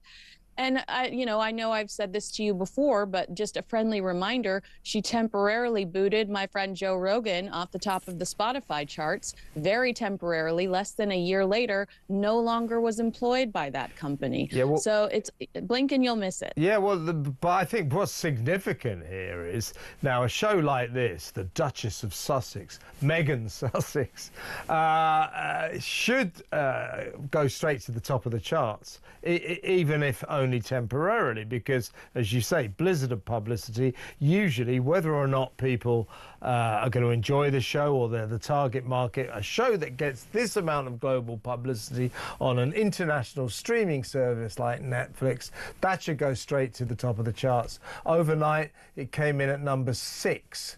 That is not good. So she can go around saying, look at me, I'm in the top 10. Well, you should have been in the top 1. It's as simple as that. Now, she has subsequently gone on to the Drew Barrymore show. And, of course, Drew Barrymore has become the first of the Hollywood backside crawlers to say, oh, well, it's Meghan Sussex. No, it's not. It's Meghan Markle. Simple as that. But she's now referring to her as Meghan Sussex. And here's a little clip of Meghan talking about why her marriage to that dim ginger guy is such a success.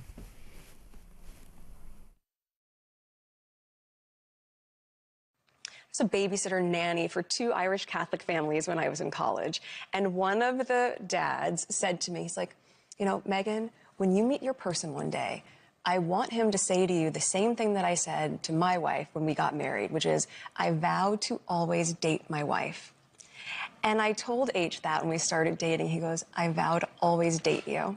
So we have this connection, I think, because we're so committed to treating each other the same way you did before you had a ring on it, before it was locked down, when you're just courting each other and you can see all the good and joy in that butterfly period, and that's, I think, what keeps things really alive. Oh my God, it's so corny, isn't it? I mean, who wants to hear that? It's just trash, isn't it? I mean, why does she keep pretending like this is not her second marriage? That's what drives me crazy. When It's you like meet she's the acting one, like, you meet the one. Yeah. Actually, you're with the second one, Megan. Yeah, exactly. Also, it's like it's easy to continue to date when neither one of you will grow the hell up. These are two of the most immature people that I've ever witnessed in my life. That it's all about them. They're entirely self-consumed. Prince Harry only learned how to pay his phone bill 5 years ago. They're two very immature people. Of course, you can date all of your life because the two of you just refuse to grow up. Yeah, I think you're right, and that's what shone through from this series, this 8-part series, as you alluded to, Kinsey. I think it's pretty unlikely anyone will get to the 8th episode, apart from TV critics. Well, that's why they added Prince Harry at the very last. I just want to say this for anybody contemplating watching for Prince Harry.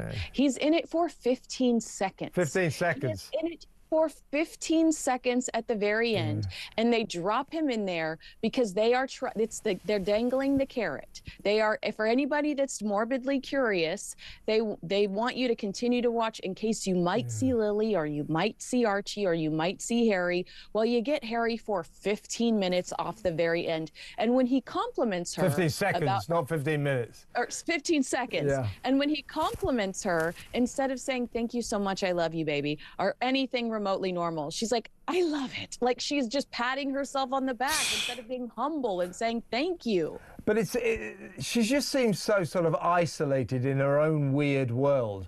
And, I mean, let's talk about the reaction. I mean, universally panned by critics all over the world, professional critics. You know, Variety gave it a right old kicking, saying it's all about love, particularly her love for herself. But over here, every single paper absolutely detested it. All over the world, they said it's boring, self-obsessed, kind of weird and isolated. Online, on the social media, the response was almost universally negative as well. But I think TikTok, where the kids hang out, was really interesting. I mean, it was a sea of hate. They really hated this program, and I think it's because they couldn't relate to it. They didn't understand what it was for, who it was for. Who the hell was it for? 90-year-old grannies or something? 90-year-old grannies love and respect the British monarchy, and they don't have time for this kind of stuff. All that pasta and all that water freezing, that's a slip hazard. That's a hazard in the kitchen. Yeah. I think one of my favorite headlines from here in the States, from Decider, which is not an anti-Meghan Markle or royal commentating website, just completely unbiased, was Meghan Markle is less Martha Stewart, more Marie Antoinette. In her Out of Touch Netflix show with Love Meghan. And then Variety, don't forget the access Meghan Markle has given Variety on numerous occasions. They got the scoop on the Limonada podcast. She was featured on the cover of their magazine in right after the Queen died in 2022. Their headline was, "With Love Meghan is a Montecito ego trip not worth taking." Yes. So the reviews are ferocious. Why do I think TikTok loathes it? Because we demand more authenticity on social media, and that's that's the space that they're in, TikTok. These are TikTok-based DIY projects, fruit trays, flower ice, and she's expanded them into 45-minute episodes. What excels on TikTok are people without, they're barefaced, they're sitting talking to you in their car. They're real moments. It's wearing the wrong shoes on the wrong feet to work one day. It's a coffee stain right before a big meeting that you're freaking out over. The internet demands authenticity, and Meghan lacks authenticity. Very good point. Very good point. And so there are two things that I suggested. I got her brother, Thomas Markle Jr., to review the show. He pointed this out, that, you know, the fakery of it all, the fact that she kept saying, "This is not my real home." It's like, well, what's it all for? Also, you know, some of the recipes were just really, really boring, the dishes she made. And I've got a bit of a tip for her. You know, when she made that, so she chucked some pasta and a few tomatoes. I'm talking to my American audience there, threw tomatoes into a single pot, into a pot, and called it single skillet spaghetti. And then she used the water that she boiled the spaghetti in as a sauce. That's not a sauce, that's water. So she doesn't strike me as a particularly good cook. So well, I think, no wonder she looks so healthy. I mean, her sauce is water. Good for her, I guess. But I think the kids are looking at it and think, what is this all about? You know. Well, what they're killing is the pretzel bag into the pretzel bag. I mean, what the heck were you thinking? Yeah. Taking shop products out of their shop bags, putting them into other bags, and then putting tying a bow around it. Never tying up without a bow. Great tip. Thanks very much. But what she should have done, this is what I discussed with her brother, you know, the fact that it was all at this other house that wasn't hers, that sucked the guts out of the potential for this show. She should have realised that if she was wandering around her own home, and we got a look at her kitchen, and Harry popped in for some of those weird fried eggs that she makes with soda water. Harry likes bacon. Harry likes salt. Great, fantastic. But if we'd have seen a bit of Harry, if we'd have seen a bit of her home, that would have seemed more authentic. Instead, it's just like some woman going round a film studio, isn't it?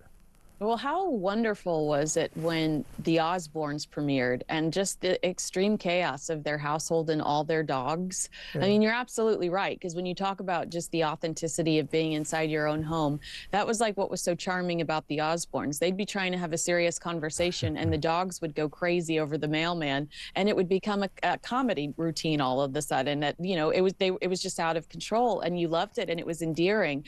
I thought, my personal opinion was, I felt like this was totally a waste. I understand it's all in preparation for the As Ever brand, so that's her objective. But I felt like what would have been more compelling television, that would have shown us more of her work ethic, was if she would have done a docuseries building up to the launch of her Limonada podcast, how to launch and how to execute a successful podcast. Now, I've had other people say that's too inside baseball. People wouldn't care about that. But I feel like watching Megan come up with guests and scripts and recording sessions and re-recording sessions and things like that would reflect a much better work ethic to me than watching a woman place fruit that she didn't cut, a waste of 60 pounds of fruit that she didn't cut, on a board in the shape of a rainbow. Have you ever seen anyone cut so many vegetables? That's most of the series. She's just cut. When Ali said that, he said that yesterday on your show. Yeah. I laughed so hard I cried. I think he used the word relentlessly. Yeah, relentless vegetables. And I laughed so hard I cried. I thought true. that was so funny. True. And what did you think about my idea? Thomas Markle Jr. agreed with me. This was a handy hint for her. She did have the makings of a blockbuster here. She should have kicked the series off with a rapprochement lunch that she made for Thomas Markle Jr., Thomas Markle Sr., her dad, and her sister Samantha. If she had them round to her own house for some cut vegetables, millions, zillions of people would have tuned in. She missed an opportunity there, didn't she? I have a feeling that Thomas Markle Jr. knows better than to eat anything that Meghan Markle puts in front of him. Yeah, he said that... I would not trust the ingredients in that scenario. I would be very concerned that there was rat poison. But I don't know. Good idea. Where does the series go from here? I mean, I think downhill all the way. It didn't get such a bad reception for no reason. Got a bad reception is because it doesn't pass the boredom test. It is just incredibly boring, incredibly fake, with nasty moments, you know, where she it's Megan Sussex now, you know, and so on and so forth. I mean, it's a catastrophe of a show. And I think it's going to die a death. And by the way, did you see when she made that tea?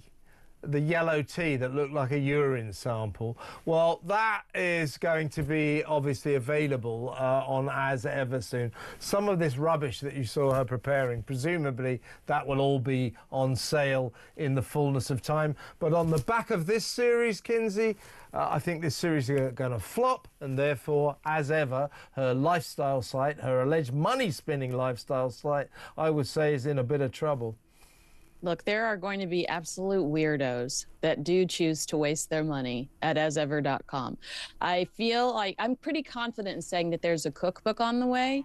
And the reason why a publisher would justify that is because the cookbook she made for the royal family is still generating money for their foundation. So that's going to be something that she used in a boardroom to sell the idea of this cookbook along with the Netflix show and the launch of her brand. So I think that a cookbook is on the horizon. I am hoping for more parodies. Please, God, South Park, chime in here and give us an As Ever episode or a With Love Megan episode. But I don't see the value in a season 2 unless Netflix is just It's not going to happen because it's going to flop. It's going to flop. And cookbook, you know, judging by her cake baking skills, I don't think anybody's going to need a cookbook by her. You know, ridiculous recipes for very mundane dishes. This show is just dreadful, dreadful, dreadful. So I can't see that As Ever, her lifestyle site, is going or has much of a golden future. But you will be able to buy half the products that you saw on this programme. One day, but you can't buy them yet. Unbelievable, unbelievable. Well, Kinsey, we've had a fun week, haven't we?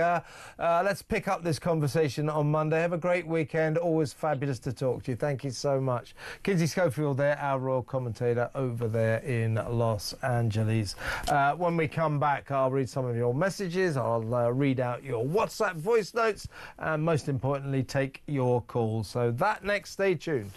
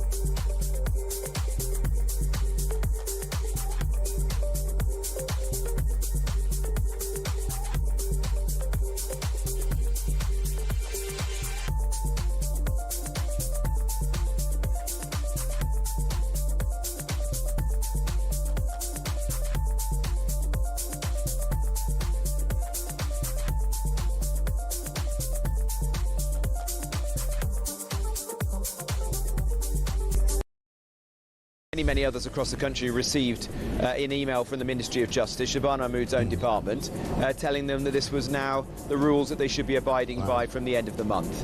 So how she didn't know about this, God only knows, but that was the case. We got it into Parliament. Now we've got it, thanks to you and many others, into the living rooms and in the newspapers across the country. We've got to stop this. I don't want to live in a country where you are treated differently depending on whether you're a straight white man or a Hindu do, woman. This is totally wrong, and it has to end. Across the UK, on DAB+, on your smart speaker, on your smart TV, and on your side. This is Talk. Now, this is funny. Pete the Marlock says, I reckon you have a bit of a thing about Markle secretly. You talk about her endlessly every time Kinsey comes on. Well, that's why we get her on, to try to discuss Meghan Sussex, not Markle. No, I just think Meghan Markle, Harry, I don't have any particular feelings about them myself. I just think they're very interesting. I think it's an interesting story. I've got a few messages here. This is from Anne in North London. She says that Albanian mobster isn't safer here. There are nearly as many Albanian mobsters living in UK as there are in Albania. Very, very good point. This is from Sarah in York. She says, you know how Starmer wants to put feet on the ground in Ukraine? All these illegal migrants and for starters should be the National Service boots on the ground. Yes, Sarah, a lot of people talk about that. You can't put foreigners into your army. I mean, you know, a bunch of aliens, you know, people who've come here illegally. You really think they're going to fight for this country? They're not. A lot of people say that. Put these migrants in the army. Well, it won't work. It won't work. I mean, I appreciate the sentiment, but it just won't work. Anyway, let's go back to the phones. Let's talk to Peter in Croydon. Hello, Peter. Hello, Kevin. You all right? I'm good. Yeah. I've got a couple of quick points here on Russia, Ukraine. I mean, you've got Starmer and you've got Macron. They're arguing. They're both, you know, fighting for Trump's affections, aren't they? And they, instead of saying to Zelensky, look, sign that deal. They're poking the bear, aren't they? They're winding Putin up. Who's winding Putin up? You mean Trump or who? No, Macron and Starmer, aren't they? Yeah, well, yeah, kind of, but I think, yeah.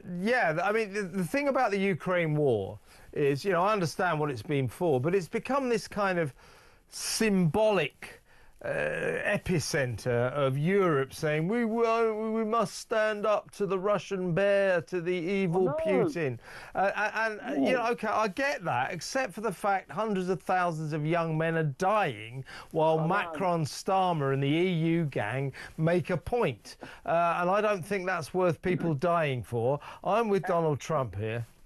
Absolutely, so am I.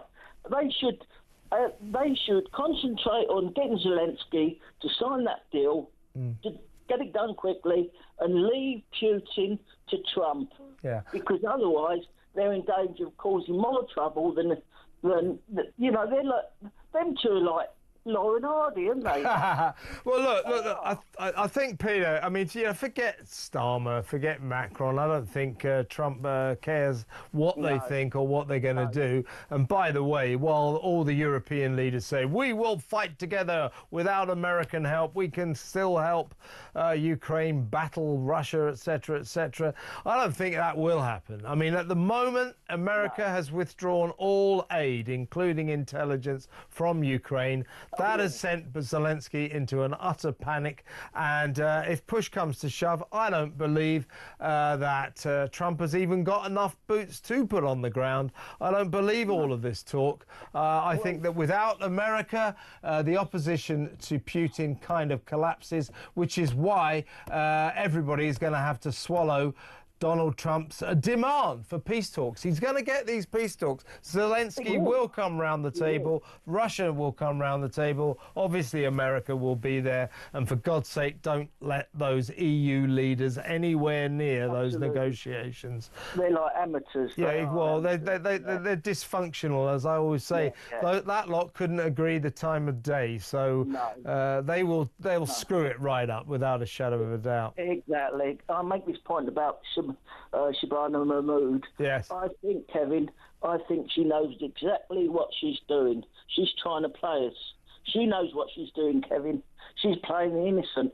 Yeah, that's what they keep doing. Oh, well, our hands are tied. I didn't know about it. Oh, I'm going to register my displeasure. Just stop it. You're the government. You know, you're in power, so stop it. Yeah. We can't have official two-tier justice, and that is what that sentencing guideline is. Different treatment for people from ethnic communities, from ethnic cultural religions, trans people, Muslims, so on and so forth. Different treatment, more lenient treatment for them than, shall we say, traditional white British citizens. That cannot be allowed to stand. And I agree with you, Peter, Herbie, rather, Peter, that Shabana Mahmood, I think she's crying crocodile tears over this. She knows all about it, and I think she wants it to carry on. So we should make a stand. Peter, good call as always. Thank you very much. Peter in Croydon. Let's go to Harrow and talk to another excellent caller, Herbie. Hello, Herbie. Yes, good evening there, Kevin. Well, I'd like to see the first case come up where somebody's going to get a reduced sentence because they're either black, white or whatever, or Muslim. And if that's the case, and if it was me that had to go for the same case and I've got a stiffer sentence, I'll be talking to discrimination lawyers. Well, exactly right. Exactly where it will be. Discrimination against the white man. It's How dare they? How dare they? That's what it is. It's two-tier two-tier justice system. And just to put it accurately in context, what this is a set of guidelines that have been agreed by the Sentencing Council. The Sentencing Council is led by a lady called Susan Carr. She's the Lady Chief Justice. She's the top judge in England and Wales, and there's like 17 people on this panel, including the Director of Public Prosecutions, as you say, or as I say, a few other of the great and the good, the establishment. So they sit there, they've come up with this guidance. Now, just to put it into context, exactly what it means is that magistrates have now been instructed that if anyone is from an ethnic community, a Muslim, is a trans person, comes from an ethnic religion or something like that, culturally different, then they will get special reports compiled about them. But if it was you or me, Herbie, no reports. Well, how can that be, Kevin? It can't be right. Look, the law's the law. If you've broken the law, the justice should be the same for either one or the other. It can't be. You can't have a favour for one and not the other. It can't be right. It's completely out of order.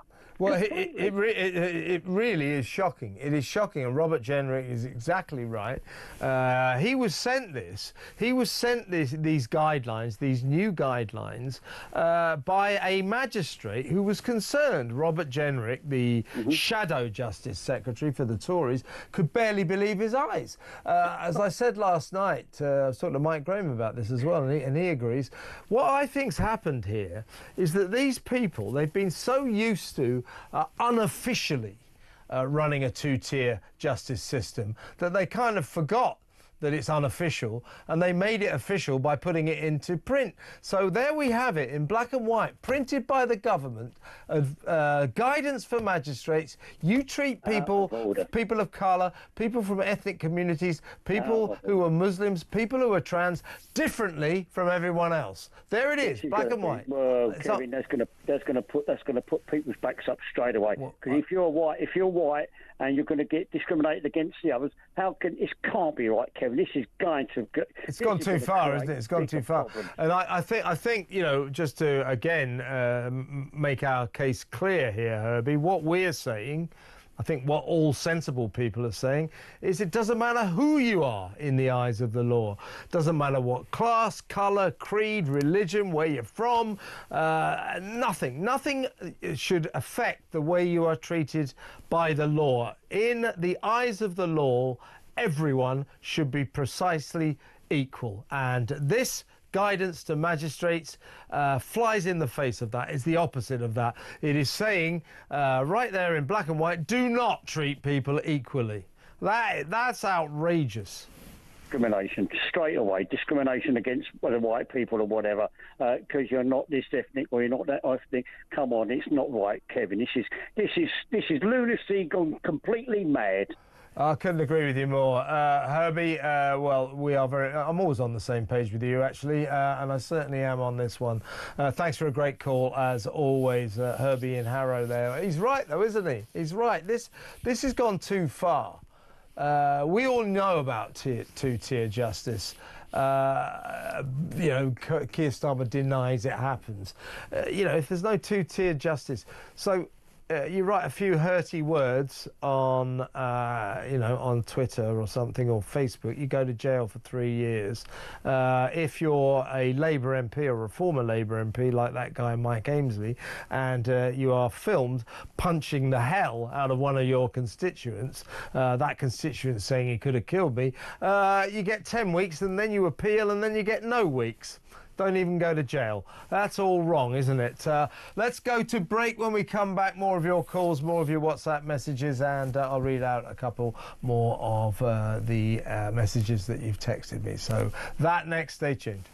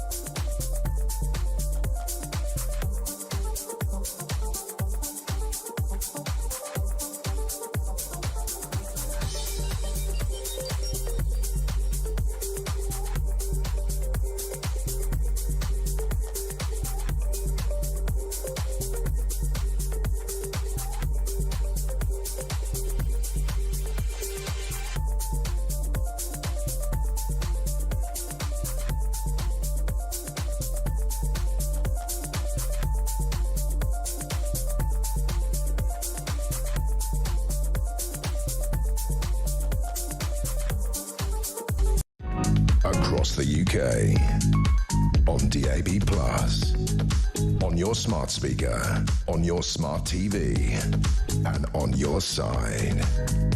This is Talk. Oh, sorry, I was just booking my holiday. I'm going to Trump Gaza, the Middle Eastern Riviera, for 2 weeks. Can't wait. I've got a note here from Gerald. He says that, it's Gerald in Bournemouth. I don't know about this, but it sounds about right. Trump is now saying that he is deporting all Ukrainian refugees from the USA. I don't know about the truth of that, but sounds pretty hard lines. Sounds like Donald, doesn't it? Extraordinary scenes, extraordinary scenes. Now, let's go. Oh no, let's do some WhatsApp voice notes. So we've only got a couple, so it shouldn't take too long. Let's go to Mariana, and this is on Labour's expenses. They're extraordinary expenses. Why should the people that I pay with my hard-earned tax, why should they not sit next to me? Are they better than me?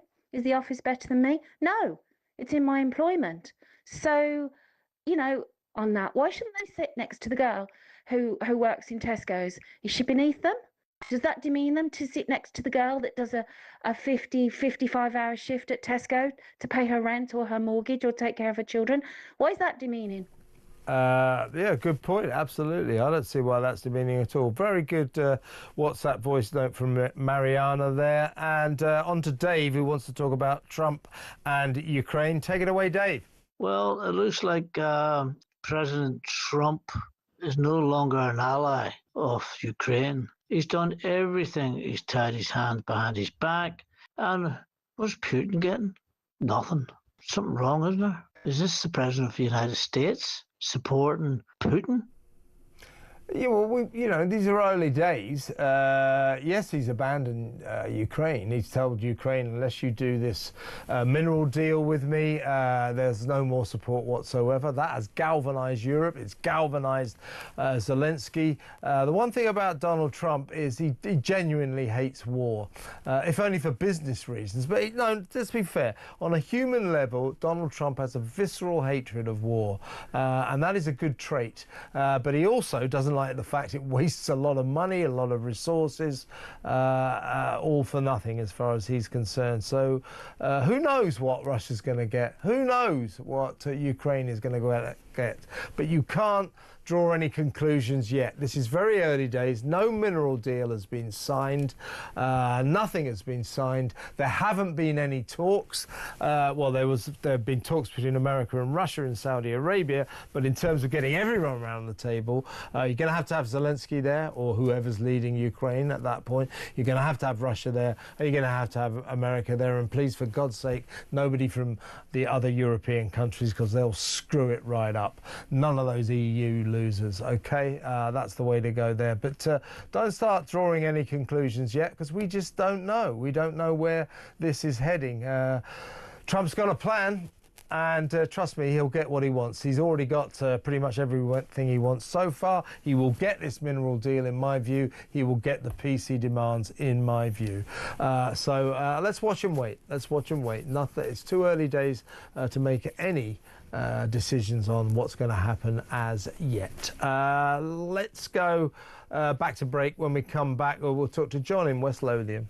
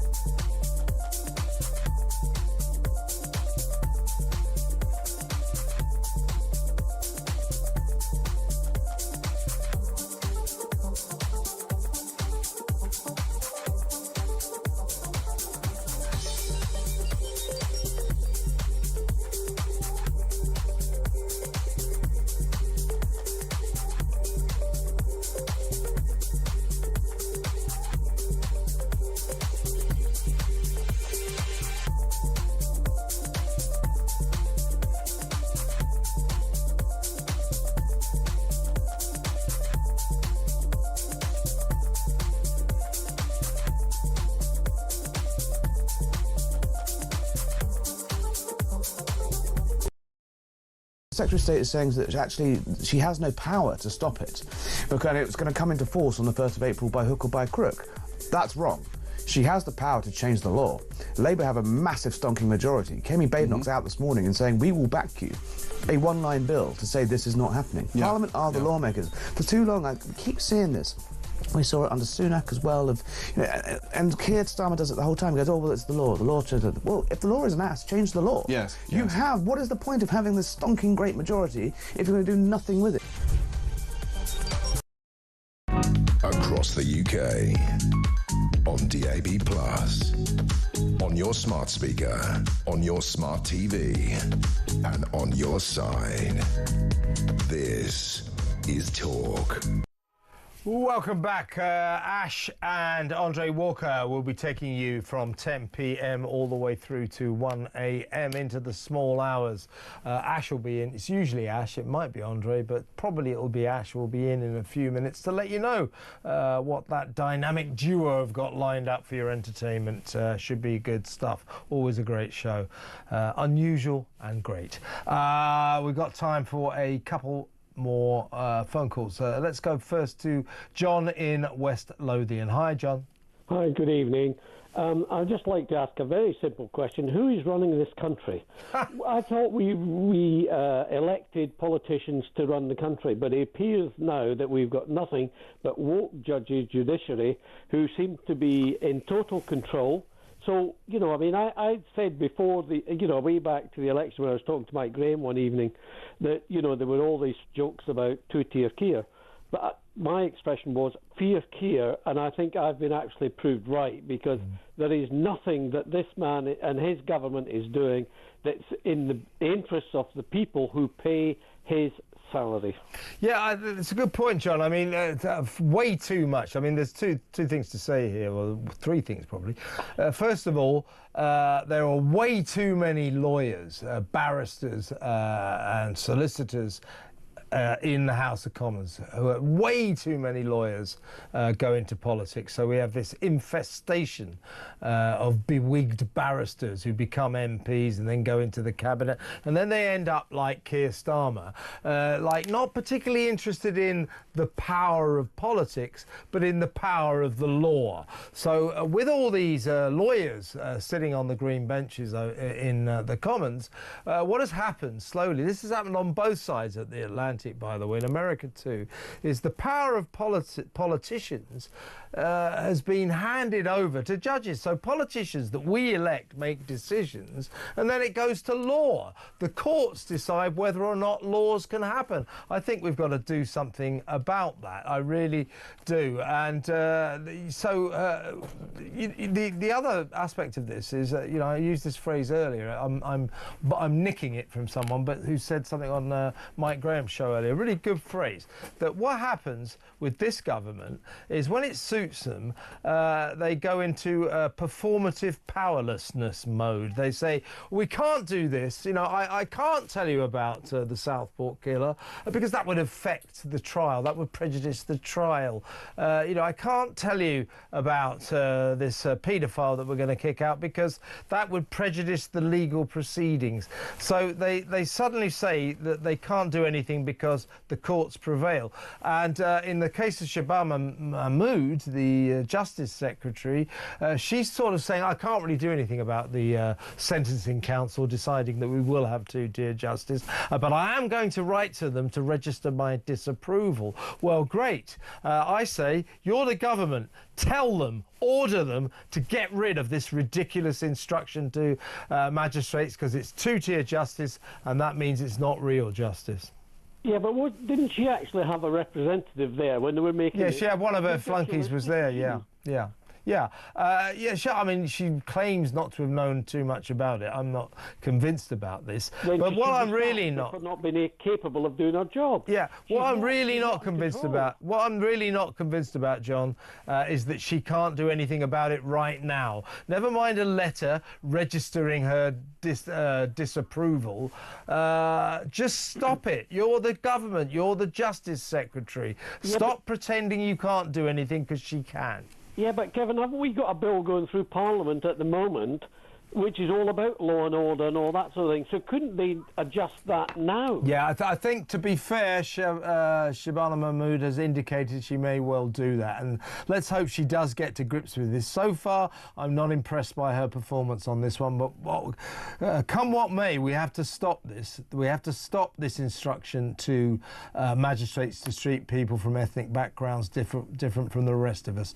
John, I've got to move on, but I think we both agree on this. Good call. John in West Lothian. Very quickly, Stephen in East Yorkshire. Hi, Stephen. Good evening. Well, very much along the lines of your last caller. I looked into seeing who was sitting on the Judicial Sentencing Council, and I noticed multiple times there was a certain Mr. Keir Starmer when he was a barrister. Yeah, I bet there was, yeah. And now, of course, it's Lady Susan Carr, who is the Lady Chief Justice. She's the person who, she's like the Chief Judge, the head judge of England and Wales, and she thinks that neither politicians nor citizens should be allowed to criticise judges. Well, I'm not surprised one bit. It's just an absolute farce.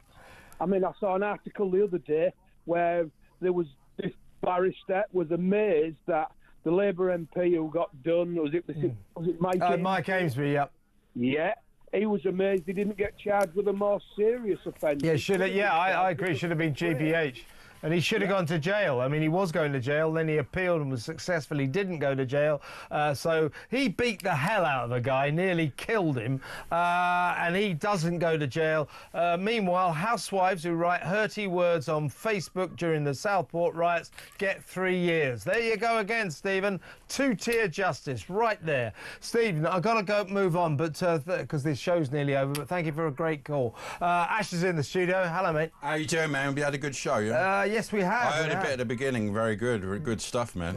What have you got coming? Well, two-tier justice. Two-tier justice is bad justice. What is two-tier justice? That's what Brucey would be doing now, wouldn't he? Two-tier, you know. Yeah. So we're doing that with Brenda Dennehy, Phil Dave. Brucey. If he was, that's what he'd be saying on his show.